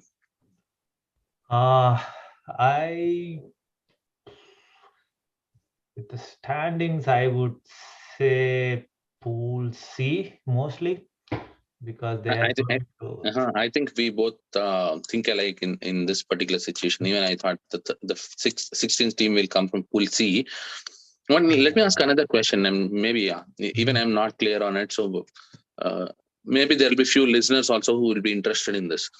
So when you're done with the league stage, right? Yeah. Is this mandatory to pick 5 teams from each pool, or you just rank all the teams in order and take the top 16? No, the first 5 teams in each pool goes to the next, and then 1 team from any one of the pool comes. It's okay, not. Because last year also we had the same issue where SSK or somebody was better than the 15th team, but still they were out. So okay, yeah, sounds good. Thanks for clarifying that. I want to actually go over each of these pools, and let's discuss about what can happen, what can go right, what can go wrong for some teams, and what are the teams we think they are a sure shot qualified team, at least so far, based on the standings and the rest of the games that they have, right? In my opinion, Raptors are through. Yeah. So are Thunders, FCC, and Sterling Strikers. That is because the games that they have next are, based on the current form and standings, we expect these teams to win at least one of their next, games. Yeah. And I'd call they're 1 foot into the playoffs. Now let's talk about the rest of the teams here that follows, right? Hawks this week, they have upset Sterling Strikers. They took up that win. Spartans, on the other hand, they won the game against MI Rangers, knocking MI Rangers out of the competition, but they lost to Detroit Bacha. Yeah. And they made things very interesting for themselves, right? So now let's look at the games which Hawks have left. Hawks have 3 games left. The one against Motor City, I would say 5-pointer. Game against Canton 11, probably I can say 5 more points in that game. But the last game against Indus Thunders, I would say probably it might come close, but Thunders would win this. And so Hawks at max in my opinion, will get 15 points. Not 15, sorry, 10. 11 points. 11 points at 10. max. Max. 10. Yeah. Yeah. So Hawks on 31. Now let's look at Spartans, right? Spartans have a game against Canton 11, against United Raptors, FCC, and FCC Agni. And I would say Canton 11 and FCC Agni, Spartans have probably a 55-45 chance of winning these games. But then the more interesting thing comes up when they are playing against Raptors and FCC. If they can defeat one of these teams, then they have a very good chance of actually making it above the Hawks team. And they currently have 19 points. They win against Canton 11, they win against FCC Agni, probably take 9 points, ends up at 28. But if they win one more game with 4 points, they'll get to 32, surpassing Hawks. Yes, and Canton 11, on the other hand, they have not really been playing up to the expectations.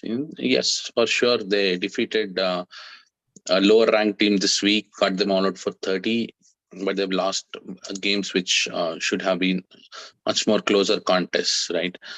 Yeah, so here's the difference, right? So they had the bonus point in every game and 19, and they don't have it, they make 16. Like that's the difference there. So that's why we say bonus point important every game. So even if we lose, we try to get that bonus. So. True. And Canton 11, they have 4 games left, Satya. Yeah. And out of those 4 games, they're playing against Spartans, right? An equally important game for both the teams. Yeah. And the Canton 11 is playing MI Rangers, who has been dismal this year. Yeah. Canton 11 is playing Hawks. Yeah. That is again going to be a very important game for both the teams. It automatically pulls them also down, so it will be interesting. So because if Canton 11 wins against Spartans, they're going to pull Spartans down. Yeah. If they win against Hawks, they're going to pull Hawks down. And Rangers have nothing to lose. Yeah. And the last game is Sterling Strikers versus Canton 11. So that I would give it to Sterling Strikers. But Canton 11, at least I would say, have complicated their life this season. And what they can do is just play for glory. And if they win against both Spartans, Hawks, and if they do an upset against, not an upset, but if they win against MI Rangers, 3 games in total, they should get 15 points. If they get 15 points, they are in 30 contention. Still it is. Yeah. 31 points, right? But if they beat Hawks and if they beat Spartans, what happens is both Spartans and Hawks would be in the range of 25-26, and Canton 11 will go up to 30s. But if Canton 11 loses to MI Rangers but win the other 2 games, then there will be a 3-way tie between Spartans, Hawks, and Canton 11. So that is what makes this pool very interesting. And there is one more team, although, I would not rule them out completely now, but FCC Agni have not given us great performances this year. And this year they are playing against United Raptors. That's an upcoming game. They're also playing against Rangers, Spartans, and Detroit Bachelor. You make 3, if it's Spartan again, that might be a crucial game. So, because it might pull Spartans down and... Right. MI Rangers and Detroit Basha, they win 15, and if they win 15, Raptors, even 1 point is like 16 points. But I think Raptors, I'll give it a 0 pointer for Agni, but the rest of the 3 games they win with bonus, or even if they manage to win 2 with bonus, they're going to pull Spartans down. Right. And they have to expect Hawks to be lost in one of the games, which Hawks, I believe, will win. So out of these 4 teams, only 1 team can make it. And the other team, maybe they can compete for the 16th position. And based on the current fixtures and so, I think Hawks and Spartans have better prospects. Yeah, I would say the same. So it's Spartans thing to lose to get into the playoff this time. So they have to come with their A team and think and use their resources well to get in there. It all boils down to how the team is handled, what the decisions the skipper makes. Mm. Because, once little fielding change, one over to another bowler, it can change games. Because If in they the would have Michigan Cup, won the Detroit Basha, they would have been in 5 wins automatically, easily inside. yes, But they lost if it. Spartans would have won that game, then, we'll not even be having this prolonged discussion. It'll be either Hawks or Spartans. Yeah. Now they gave a chance to Canton 11 and Agni as well. So Mm. this weekend there is a game, Satya, which happened in the Michigan Cup. Mhm. Team was chasing, I think, 80 odd runs, and at the end of 14 over mark, the team chasing was at 48 for 6. What followed after was, I would say, we will only see it once in a while. The fifth bowler, the bowler who came to fill in the fifth bowler option, went for 32 runs in 5 balls, and it finished the game. Because the skipper thought maybe, I can fill in an over here, Oh, but okay. what followed was phenomenal. 32 runs in 5 balls, the game is over, and then the captain has his hands on his head. Yeah, These that, things happen, so that's why mindfulness is very, very important yeah. when you're playing games. And they're already 6 down. Right? You might rather go for a kill, try to get one more wicket, but Mhm. that didn't happen. So that's really important. We'll see how Naresh Arkat and Chanakya Lokam will take up this challenge. I'm hoping one of them will be on the above that line of the qualification. Yeah. Let's move on to Group B. In Group B, now you go for it, Satya. Who do you think are sure? I think the first 4 are sure in GLCC, Strikers, KRCC, and Stars. So it's between, I think even SSK, local boys, um, though they have get the full team back like Srinivas Yedumalai and Satya and others, but it depends on SSK, local boys, and Detroit Bulls because they played only 6. They have 5 more games. So either of these 3 teams can fill up that 5th spot, I think. So What about Patriots? What do you think about Patriots? Patriots, I think they have 6 more games, but if you see the schedule, they have KRCC, GLCC, SSK. So SSK and Detroit Bulls are in contention. So these 2 games will be decider for the Patriots, but they Mhm. might lose again GLCC and KRCC. Then it's only between these 3, and I hope Bulls they might pull. SSK they have an option. They have some option there, but that's the last game. So Yep. I think it will again go down to the last game. Last year, Patriots qualified in the last game against FCC, and this year, looking at the schedule, right? Guardians, you might fancy 5 points. Rising Stars, you might fancy 5 points.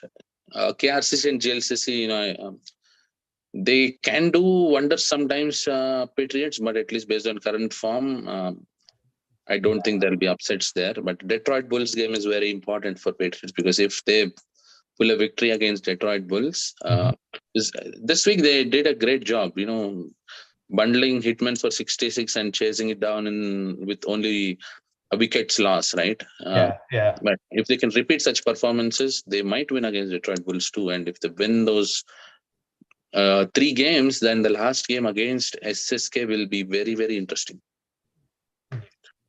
And so is the schedule for the rest of the teams, right? If you're looking at the SSK schedule, SSK is going to play Stingers next. Stingers have been competitive, as good as SSK. Then they're playing against Hitman.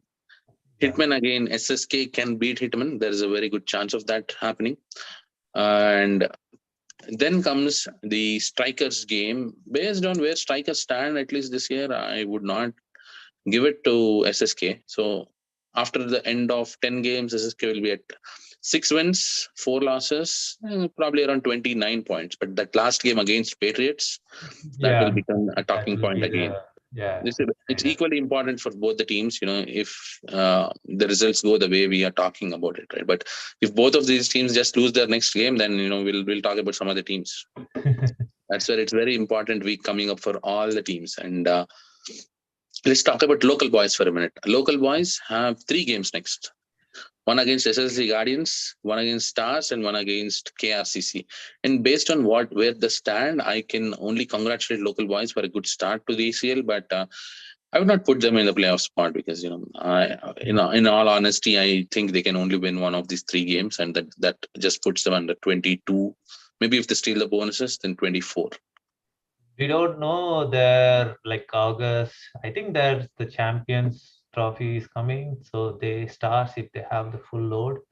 It depends. So this game might be important for both. So, Mhm. we'll see how that goes. I don't know exact dates, but I think that time around that. So Yeah, but still based on the Stars experience win. and all, I think Stars. I would pick Stars any day over local boys. Yeah, that's for And sure. with Imti back in form, Imti is not going to play the Champions League, Yeah, right? And It's, might be Teja, Deepak, and mhm, who else? Satya. So those guys might be. So mhm. yeah. Local boys just have to wish that Stars don't come with their full unit. Yeah, but yeah, SSK and Patriots or Bulls, they have options, but Mhm. local Right, boys is tough because they played yep, 8 already. So true. And if you're looking at Detroit Bulls, right, Mhm. they have only played 6 games this year so far, right? And out of 6, they won 3, lost 3, but they managed to get some bonus points. So they are at 16 points. Now they Yeah, have to somehow get above 30. That is important, right? yeah, Their next games, the one against GLCC will be a tough nut because GLCC at the top of the table, and Detroit Bulls can sometimes do wonders, but you know I'll put it on GLCC this game. Then they have a game against Stingers. Detroit Bulls is the favorites going into the game. SLCC Guardians game, again Detroit Bulls is the favorite going into the game. Then comes interesting 2 games, right? Patriots versus Patriots, and then versus Hitmen. If yeah. Bulls manage somehow to pull at least one of these games with a 5-pointer, Mhm. then they'll be about 30 points, right? Yeah. And Patriots have to win this game. If Patriots lose, Detroit Bulls will be through, in my opinion. But Mhm. if Patriots win that, then Detroit Bulls have to again wait until their last league game, which is on August Yeah. 27th. And Good. after that, they have to just play the waiting game, waiting for that September 10th weekend to see how the rest of the Yeah. results 2 go. more weeks after that. They have Yes, played only 6 and they are busy in August. They are playing every week, 5 games true. total. They're playing 5 games in August, and Yeah. Mahesh did inform us earlier that they had some availability issues when they played back-to-back games in 2 days, and when Okay. they lost, I believe, to one of those games that week. Yeah. In the performance, I see only couple. Mahesh Hmm. is in the batting and the bowling, so more of them has to step up for Hmm. their win. So True. So that's where we stand with Group B. So Mhm. the first 4, we think they'll qualify: GLCC, Strikers, KRCC, and Stars. But among the next 3, it'll be SSK, Detroit Bulls, or Patriots. And my money is on Detroit Bulls at this moment. Patriots has an outside chance, but Detroit Bulls have a clear path ahead. Win 3 out of their next 5 games, you're through. Whereas SSK, uh, they need to win again 3 out of their next 4, because yeah, Detroit Bulls managed to somehow land on 16 points with 3 victories, and SSK have 19 points with 4 victories. yeah. Still, they got one bonus point there, but Hmm. I think they lost a bonus there. So, Yep. Now so let's move on to the most interesting pool, based on the team strengths here. Group C. It's led by Gladiators. They are already through. 39 points. They're already through. There is no losses in 8 games, and The next team is Troy Hawks. They have 1 foot in the playoffs, because 27 points after 7 games. Yeah. They won 5, tied 1. And if they had won that game against MCC Miles, I would say, they're almost through, but now they have 1 foot in the playoffs.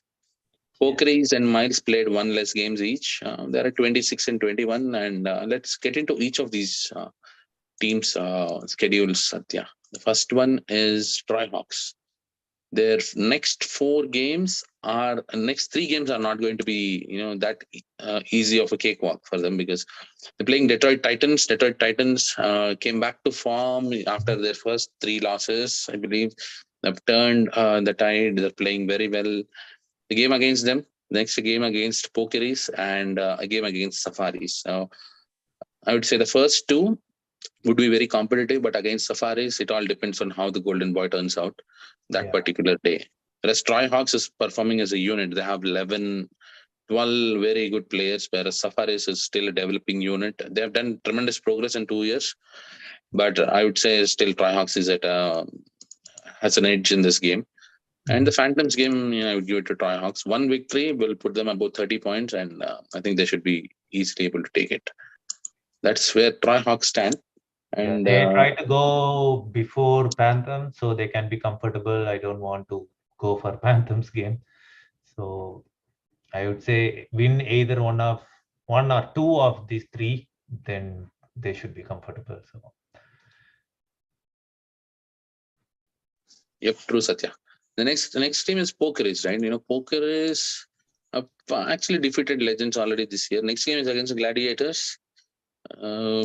Pokeries somehow has a knack of putting up a good performance against Gladiators over the years, but Gladiators, without a loss this season, I would say edge Gladiators. Then a game against Dynamites, Dark Horses. Both of these 2 Pokeries would actually put them at 36. So Pokeries is through. I'll go into the next team, MCC Miles. Sorry, Satya, if I'm running too fast. No, that's good.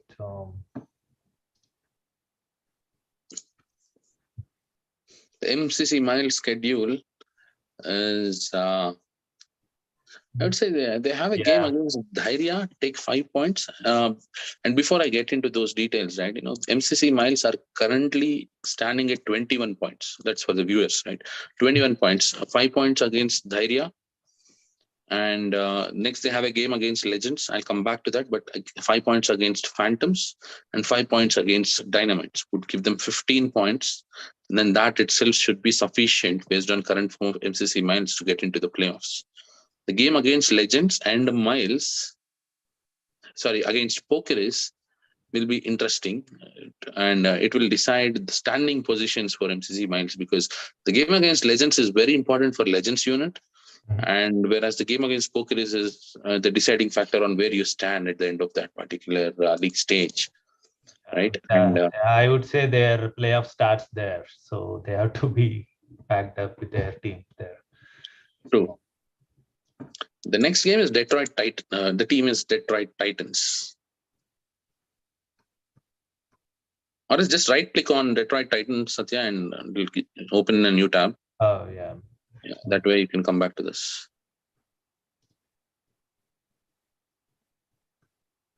Yep, just go to the schedule and. Yep. So, yep. For Detroit Titans, let's go into the results once, right? Because Detroit Titans actually played their tough games at the beginning of the season. They played against MCC Miles, the game which I thought Detroit Titans started very well. They should have won this, but Brahmanaidu with a 6-wicket haul turned that game.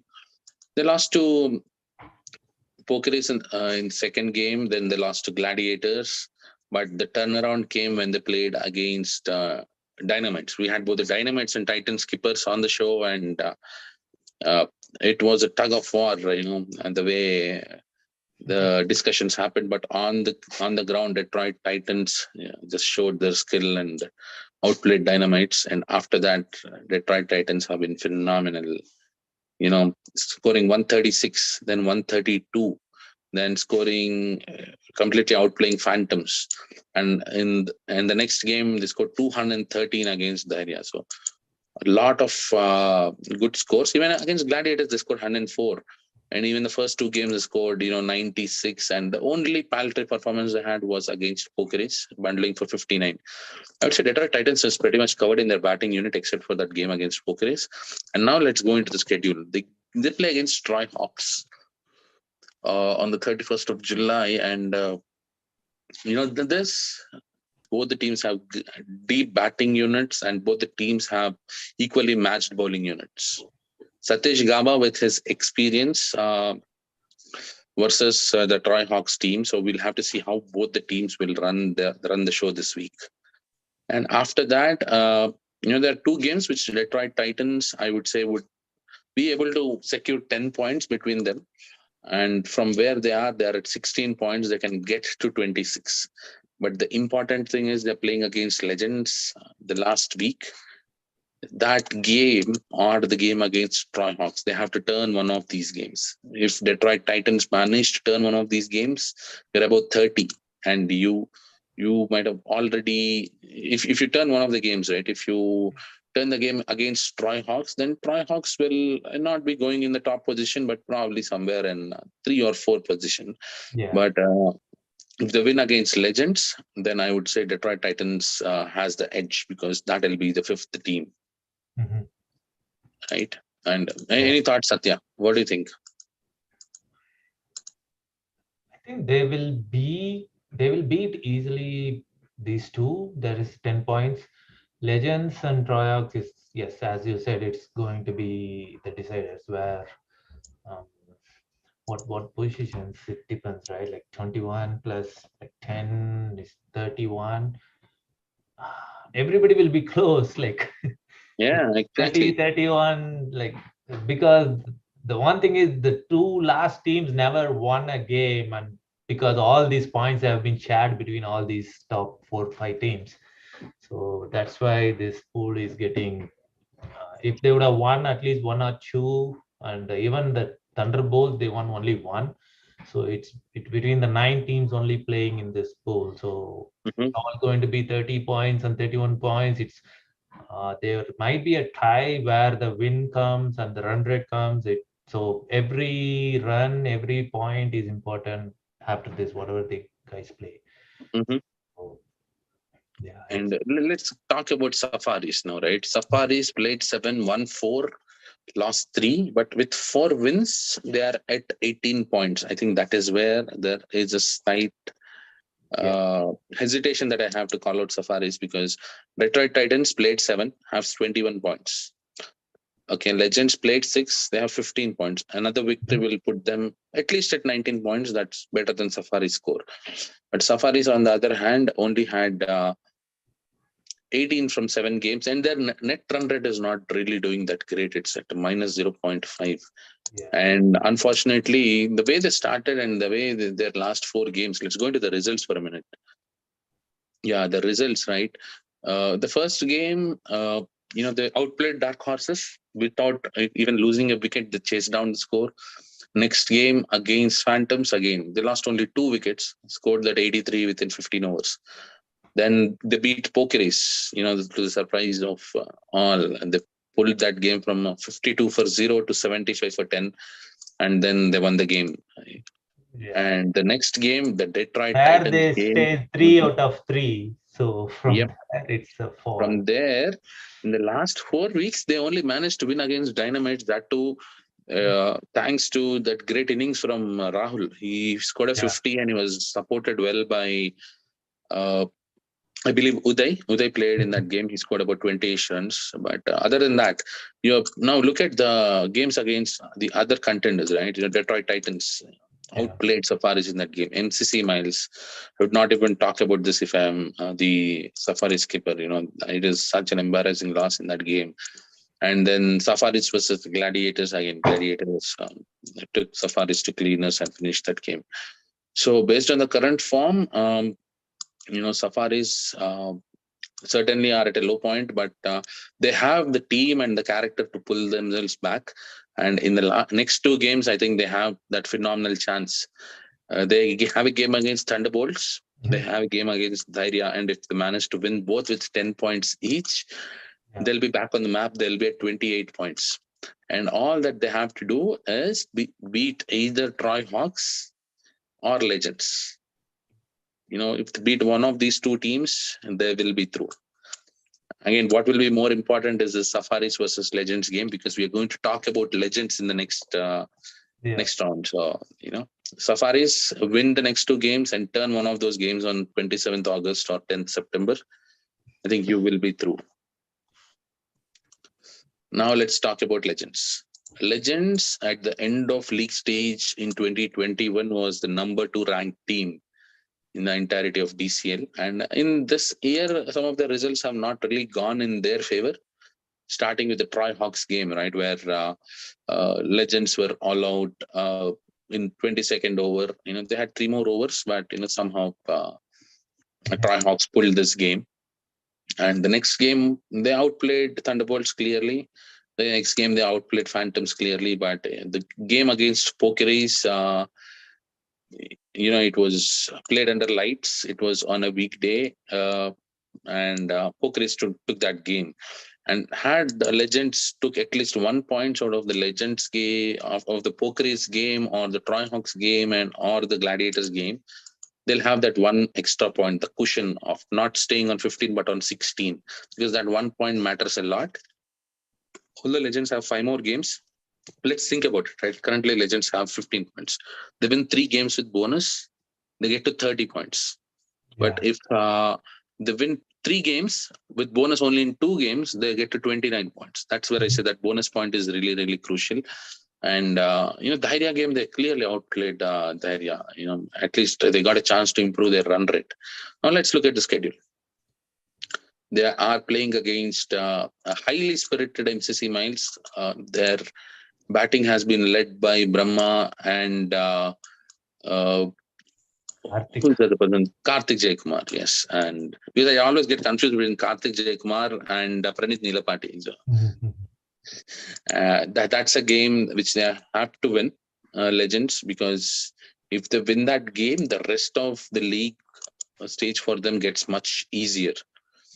And the next game is against Dynamites. I would give it 5-0 to Legends, and Dark Horses I can give 5-0 to Legends. So if they win these 2 games, they are at 25 points. And then they have 3 games, 1 with Miles, 1 with Titans, and 1 with Safaris. Equally important for Titans as well as Safaris. You see where I'm getting to, right? Because Titans needs to win against Legends. Legends needs to win against Titans. And, if either of the results go either way, then the last game becomes very important against Safaris. And for Safaris, it's a must-win game. For Legends, it's a must-win game. This year, you're playing 11 games. And when you're playing 11 games, the max, at least in my opinion, that you can lose is 5. When you secure 6 wins with 6 bonus points and probably steal 1 or 2 points somewhere else. But currently, Legends stand at 3 victories and 3 losses, which means the maximum amount of games that they can lose is 2, but still have to manage bonus points in 1 or both the games, and then win the rest of the games with bonus. That's what will put them back on that line above the top 5 teams, right? So with all this being said, let's go back to the points table once again, Satya. In the points table, in Pool A, you have Hawks and Spartans who have a very good chance of making that 5th spot, which means one of the teams will be waiting for the 16th spot. Similarly, if you look at the Pool B, SSK, Detroit Bulls and Patriots, but I would say Detroit Bulls has a better chance. So either Patriots or SSK will be looking for that 16th spot. And in this Pool C, it will be either Titans, Legends, or Safaris, right? Who will take the 5th spot, and one other team, whichever falls into the 6th position, have to wait for the rest of the league to finish their games, see if they get a chance into that 16th spot or not. So DCL is getting very, very interesting. And, although the top 2 teams, 3 teams, or 4 teams in the respective pools might have already qualified, but what is more important is where these teams stand at the end of the league stage, and where will the 16th team come from. And today, to talk about their prospects and talk about the reason or the idea behind forming their team, we have the current standing MVP of DCL, who is our Vikram Golimari on the show. And Vikram, if I didn't pronounce your name right, you can correct me. I think. Hey, Vamshi. Yeah, you said it right, Golamari. Yeah, thanks, Vikram. Do you mind turning on the cameras to show the rest of the DCL fraternity who we are talking about? Who is that MVP in the current standing? Actually, I just driving back from the DCL corporate game. I should turn on my camera maybe in next 4 to 5 minutes, if that's okay. Yeah, sure. Thank you. Thank you for not turning on the camera when you're driving. Yes, and Vikram, the first question, or before I even ask that question, right? Welcome. Vamshi, how about we finish the prediction so he will be ready? So we'll just go through. Sure, Satya.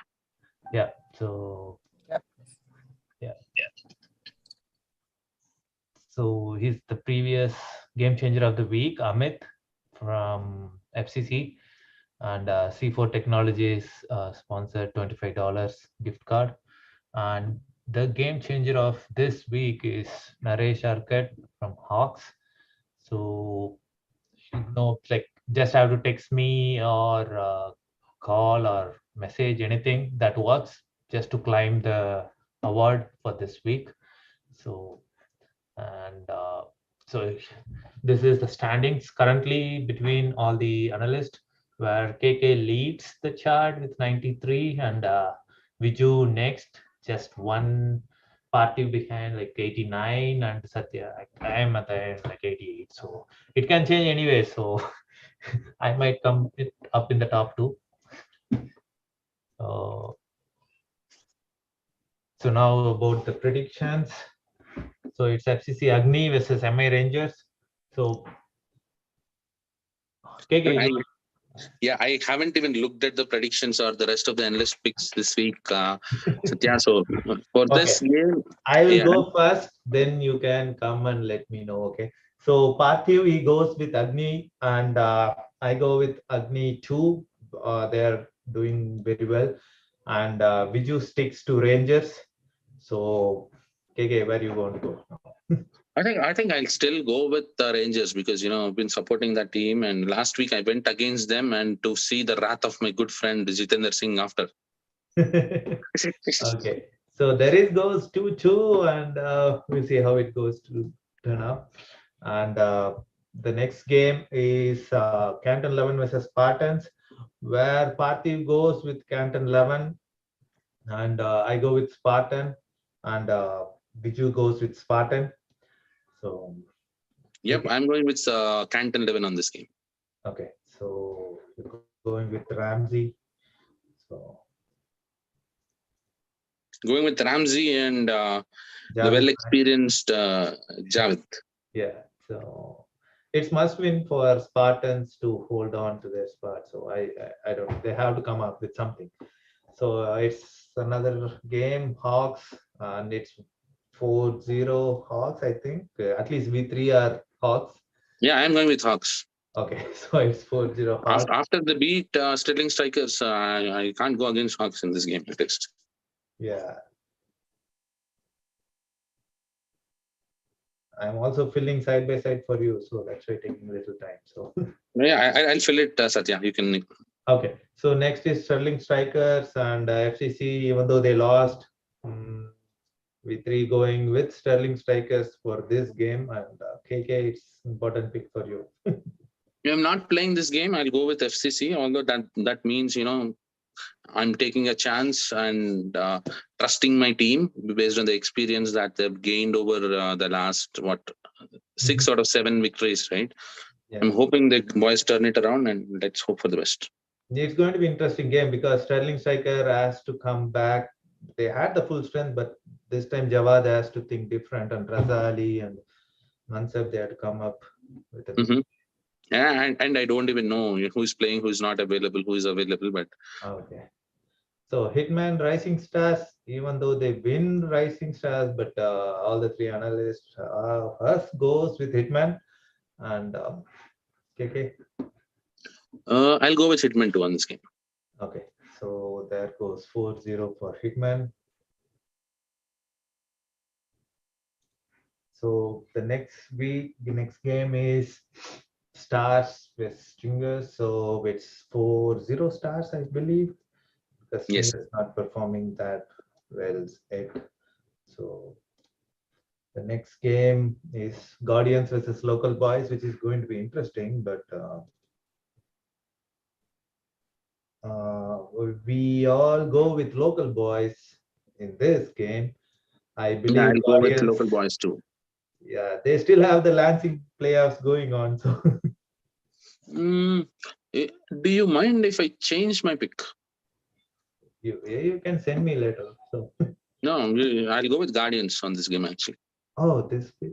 Okay, I thought your pick. You want to go with Guardians? Yes.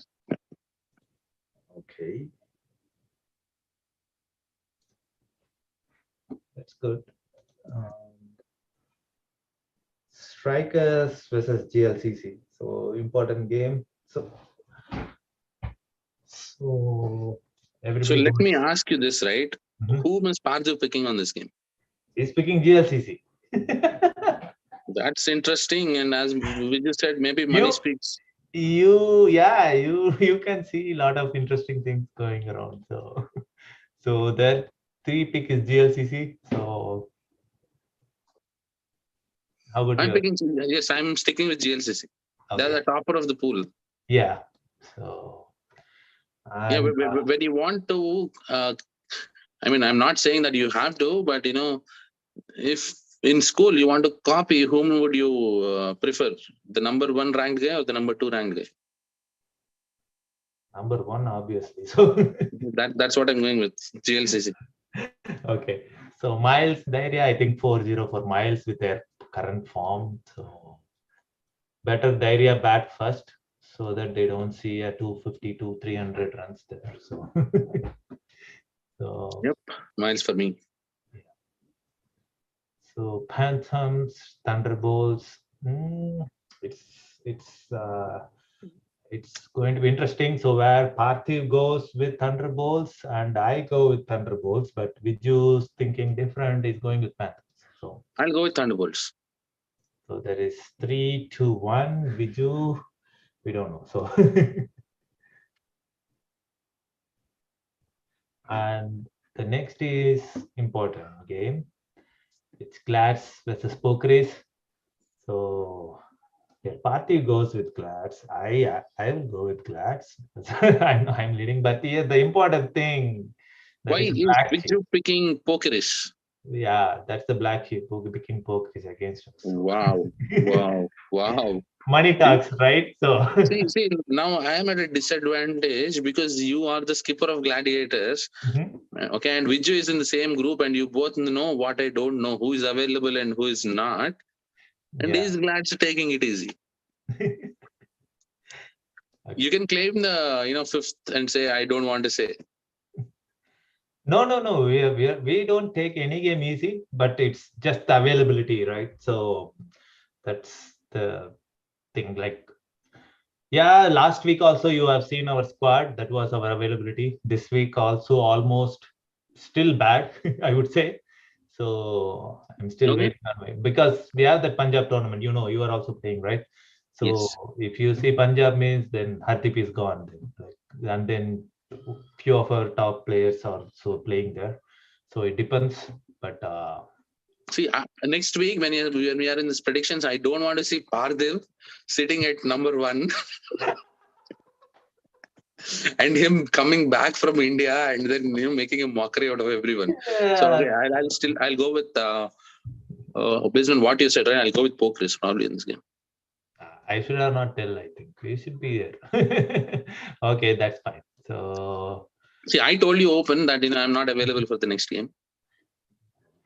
Your team is really good. Even if you're not there, Nishant is hitting 6 and Satish coming, and you get. Yeah. What about your number 9? What about your number 9 coming in and hitting 6-6-4 to an opposition bowler who has been the best in business for them last 2 years? Yeah, it comes down to the availability, right? So we'll see. Yeah, 2 is a 2 that makes interesting there. So we'll see how it turns out. So that's our last game, and Mind you, this is a Sunday game, if I'm not wrong, Satya. Which one? The Troy Hawks vs Detroit Titans. Might be. I did not check. Might be. Yeah, there is like it's evenly divided. 4 Sunday games and 8 Saturday games this week. So that could be a Sunday game. I think so. I don't know. Yep. I think Yeah. I will still go with Troy Hawks. Okay, go with Troy Hawks and the remaining people going with Titans. So Yep. This year, a lot of stars have to align for me to stay where I am. there's a lot of changes. So yeah, next week it's going to be different. So because anybody's position can change. I cannot be in the top, but I can be at least in second or third so easily. See, which means you are asking me to go to the 4th position from the 1st. No, you can be in first or second. That's fine. But Yeah. yeah, so we are done with the predictions, and I think Vikram should be ready now by now. So Hey, Vikram. Hey, Vamshi, I'm here. Hello. So there is a man who is the current standing MVP in DCL 2022. And welcome to the show, Vikram. Yeah, thanks, Vamshi, for inviting me. And Thanks, we Satya. have our host Satya on the call. welcome, Vikram. Yeah. Hi, sir. Can you hear me? So, sorry, you said something? I'm asking, can you guys hear me? Yes, loud and clear. Okay, I'm using my phone, so I'm just making sure. Okay, all right. So, Vikram, the first question is, what is the idea behind forming this Hawks team? And why the name Hawks? Because there is already a Hawks that come from Troy. It's called Troy Hawks. Right. We didn't know that there is a Troy Hawks. I mean, when we formed the team back in 2020, we didn't know there's already a Troy Hawks team because we didn't play DCL when we initially formed back in 2020. So we started playing gully cricket in Farmington Hills. So a bunch of cricket enthusiasts. So we started playing. We have a very big pool of more than 50 people in the WhatsApp group who wants to play cricket. So it's just not me. It's just not my efforts. There are so many youngsters and players in the background who who are responsible for building this team. Special credits goes to Naresh Arkat. He's our captain.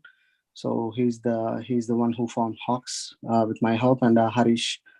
I don't know if you guys know him, but you will definitely know him in the near future. He's a good bowler in our team. But yeah, I mean, we started as a gully team, and we started playing FCC leagues, Colors Trophy, and Michigan Cup last year. And this year we thought of playing DCL, and there we are. What reminds me of Hawks is a team that was formed in 2016. It was named as MI Rangers, and to everyone's surprise, they got into the playoffs. To beat the top team in the pre-quarters. And looking at your team, it's a bunch of young folks. That energy is there. That never give up attitude is there. I really like that. I played a game against you this year, and that's what we are seeing. And not just that, right? I think your skipper has been leading the team well, especially because a bunch of young folks turning out to the game, and not playing using their mind. It might very well turn out to be, headless chickens running around. But you need that leadership to be there in the team. Someone has to put their foot forward and has to have the skills. And I say you precisely have those, right? And happy to see you guys progress. And the next questions to you, right? You formed the team in 2020. You've been playing in the other leagues, but this year, who would you rate as your top additions into your squad? No, we have the same team. We don't have any new additions. We have the same core Hawks team that we have been playing since 2020. I mean, we have few players, new players that got introduced to Hawks this year, not for DCL, but they also played a Spring Cup and other. We play Friends Cup. You know better, right? We play Friends Cup during the weekdays.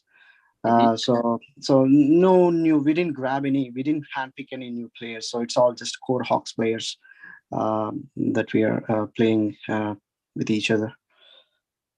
Okay, let me ask you a personal question. It might be very well restricted to the team. You can very well say no. it's a bunch of young folks, right? And 2 to 3 folks in that leadership unit, and there will be conflicts. I will not say there won't be any conflicts in the team.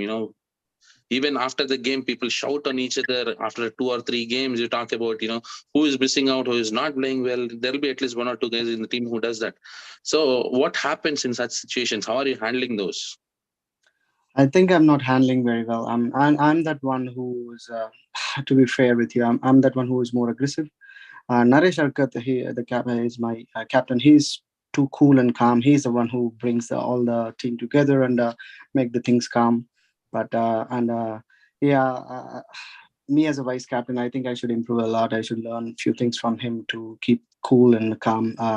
Yeah, there were so many instances that I shot at players right on the field itself, so they get upset, and sometimes it works, sometimes it doesn't. So yeah, I'm trying my best, Vamshi. But yeah, but we as a core team, all the players in the team, they understand.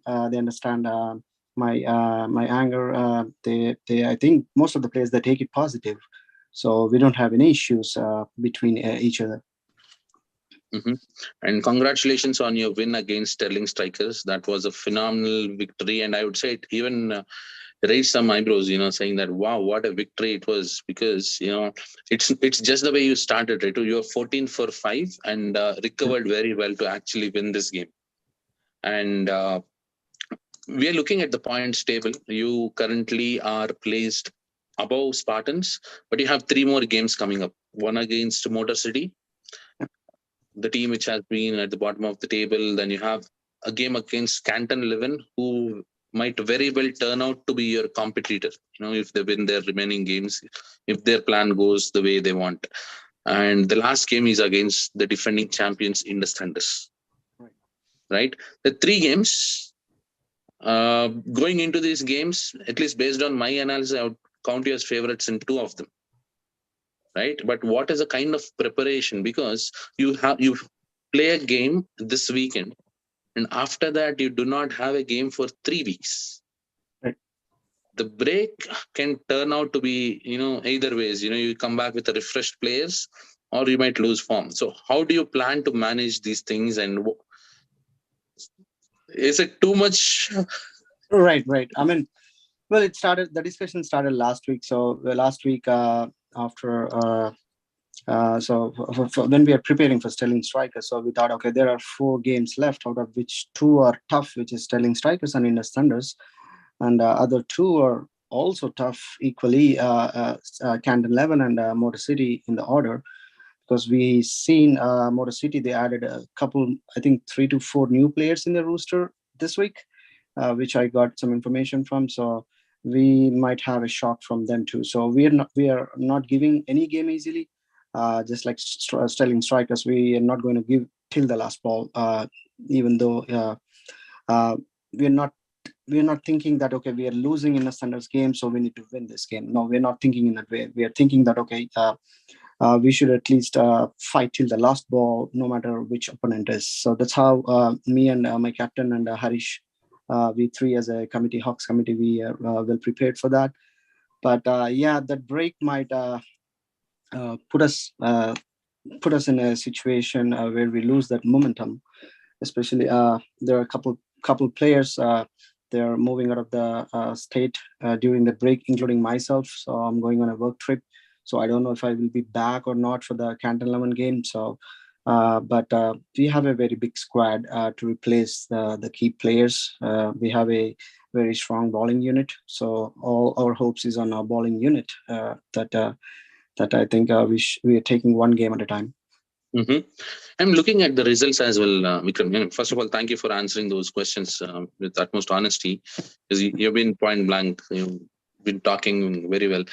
I'll now talk about a few other games. The results, especially, right? The first game against FCC Agni, you outplayed them. The second game was a very close encounter versus Detroit Bachelor. Third game, again, it came close against FCC.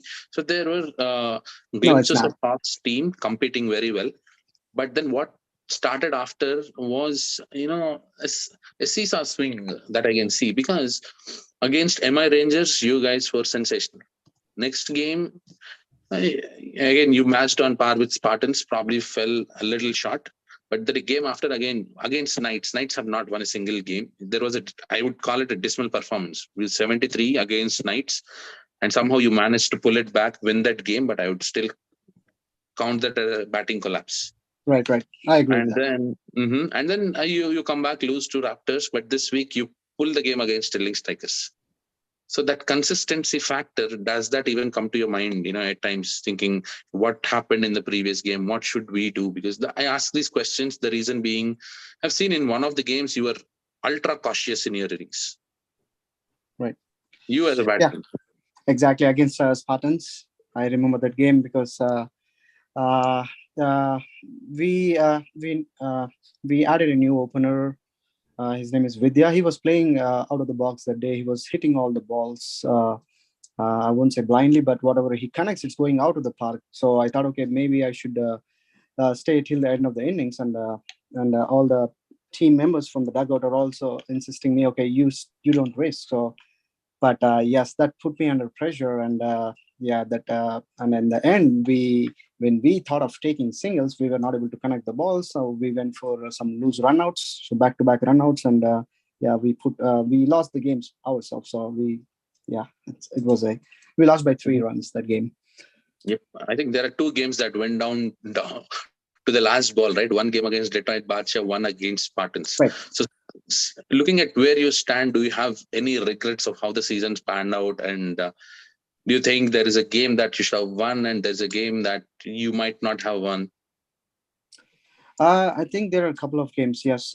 As you know, the game against the Spartans, that's definitely our game. I mean, with the opening partnership that we got, I mean, not the opening, but the start that we got from top order batsmen, we should have definitely captured that game. That's one of the games. Spartans, they come back very well. Special mention to Saptagiri, that whatever the over he bowled, 21st or 22nd. He bowls a half spin. So he controlled that over very well, which put us under tremendous pressure, and we started giving up wickets after that over and a sudden collapse. And that game and the game against Detroit Bacha, so that was one of the best games. That was till the last ball. So I think if I remember correctly, 2 overs, 8 runs to win, and 24th over, I think I bowled it and I bowled a maiden, and then last ball.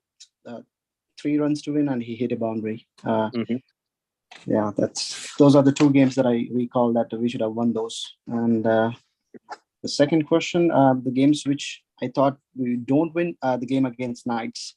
I mean, I had confidence, but the way we batted, the way we collapsed for 78 or 76.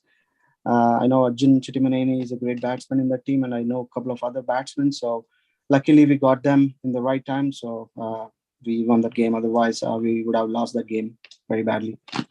To the viewers, Arjun Chittimani holds a record for a century in DCL. I know.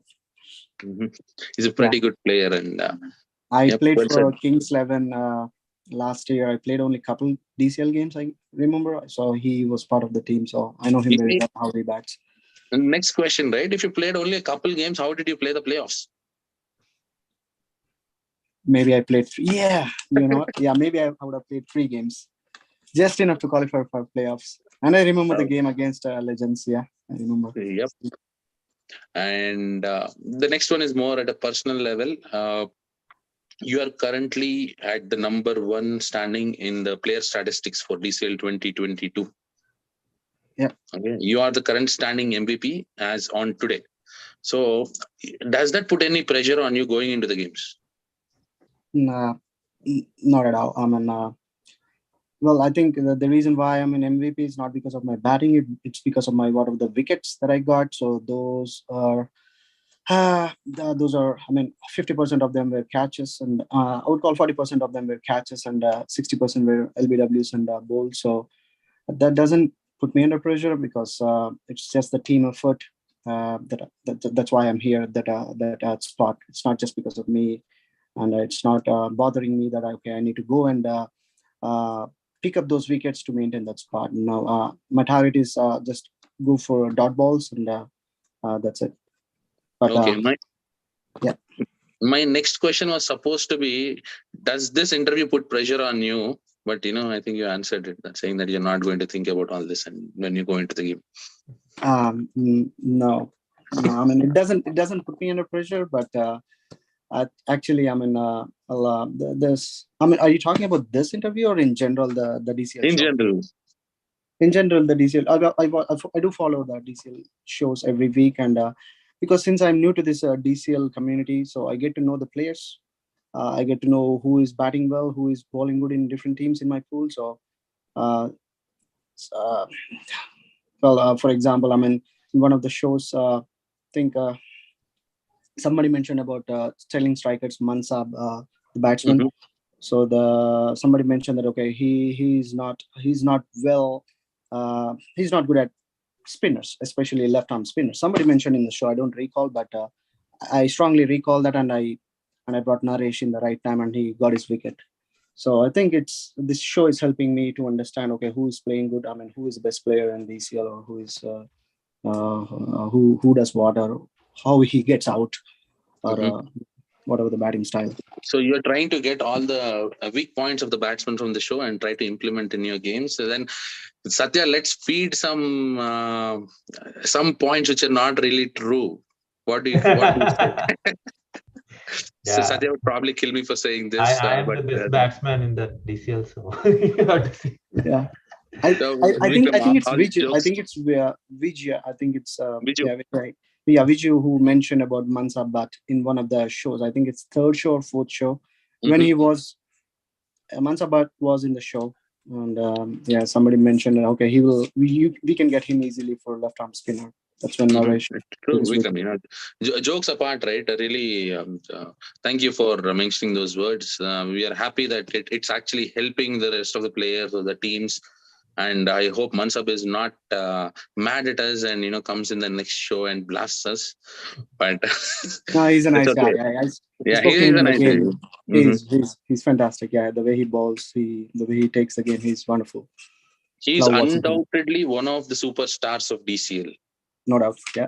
And with the fan flair that he has done wonders for his previous team in the past.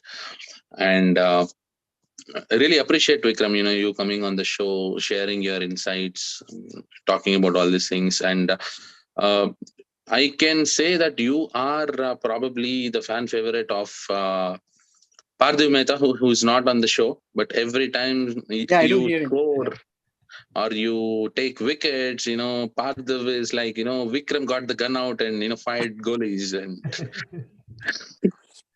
yeah, I hear those comments. Yeah, I love them. I mean, yeah, thanks to Parthiv and Viju.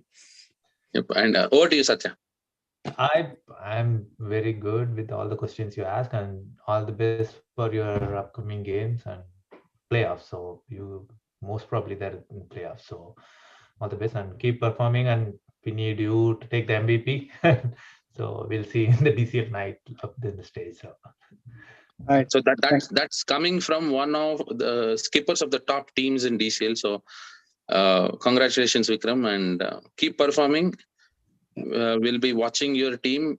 We always encourage that new talent that comes up, gets into the knockout stage. It's not an easy thing to do. It's something a lot of teams who have been playing in DCL have been dreaming about. The teams playing for 5-6 years, they still want to get into playoffs, right? And that's the kind of respect that playoff spot gives a team. And wish you all the best. And once again, thank you for joining our show. Yeah, thanks, Vamshi. Thanks, Satya. We'll keep in touch. Yeah, sure. Thank you. And thank you, everyone. We'll call it a night and see you all next week. Thank you, guys. See you all.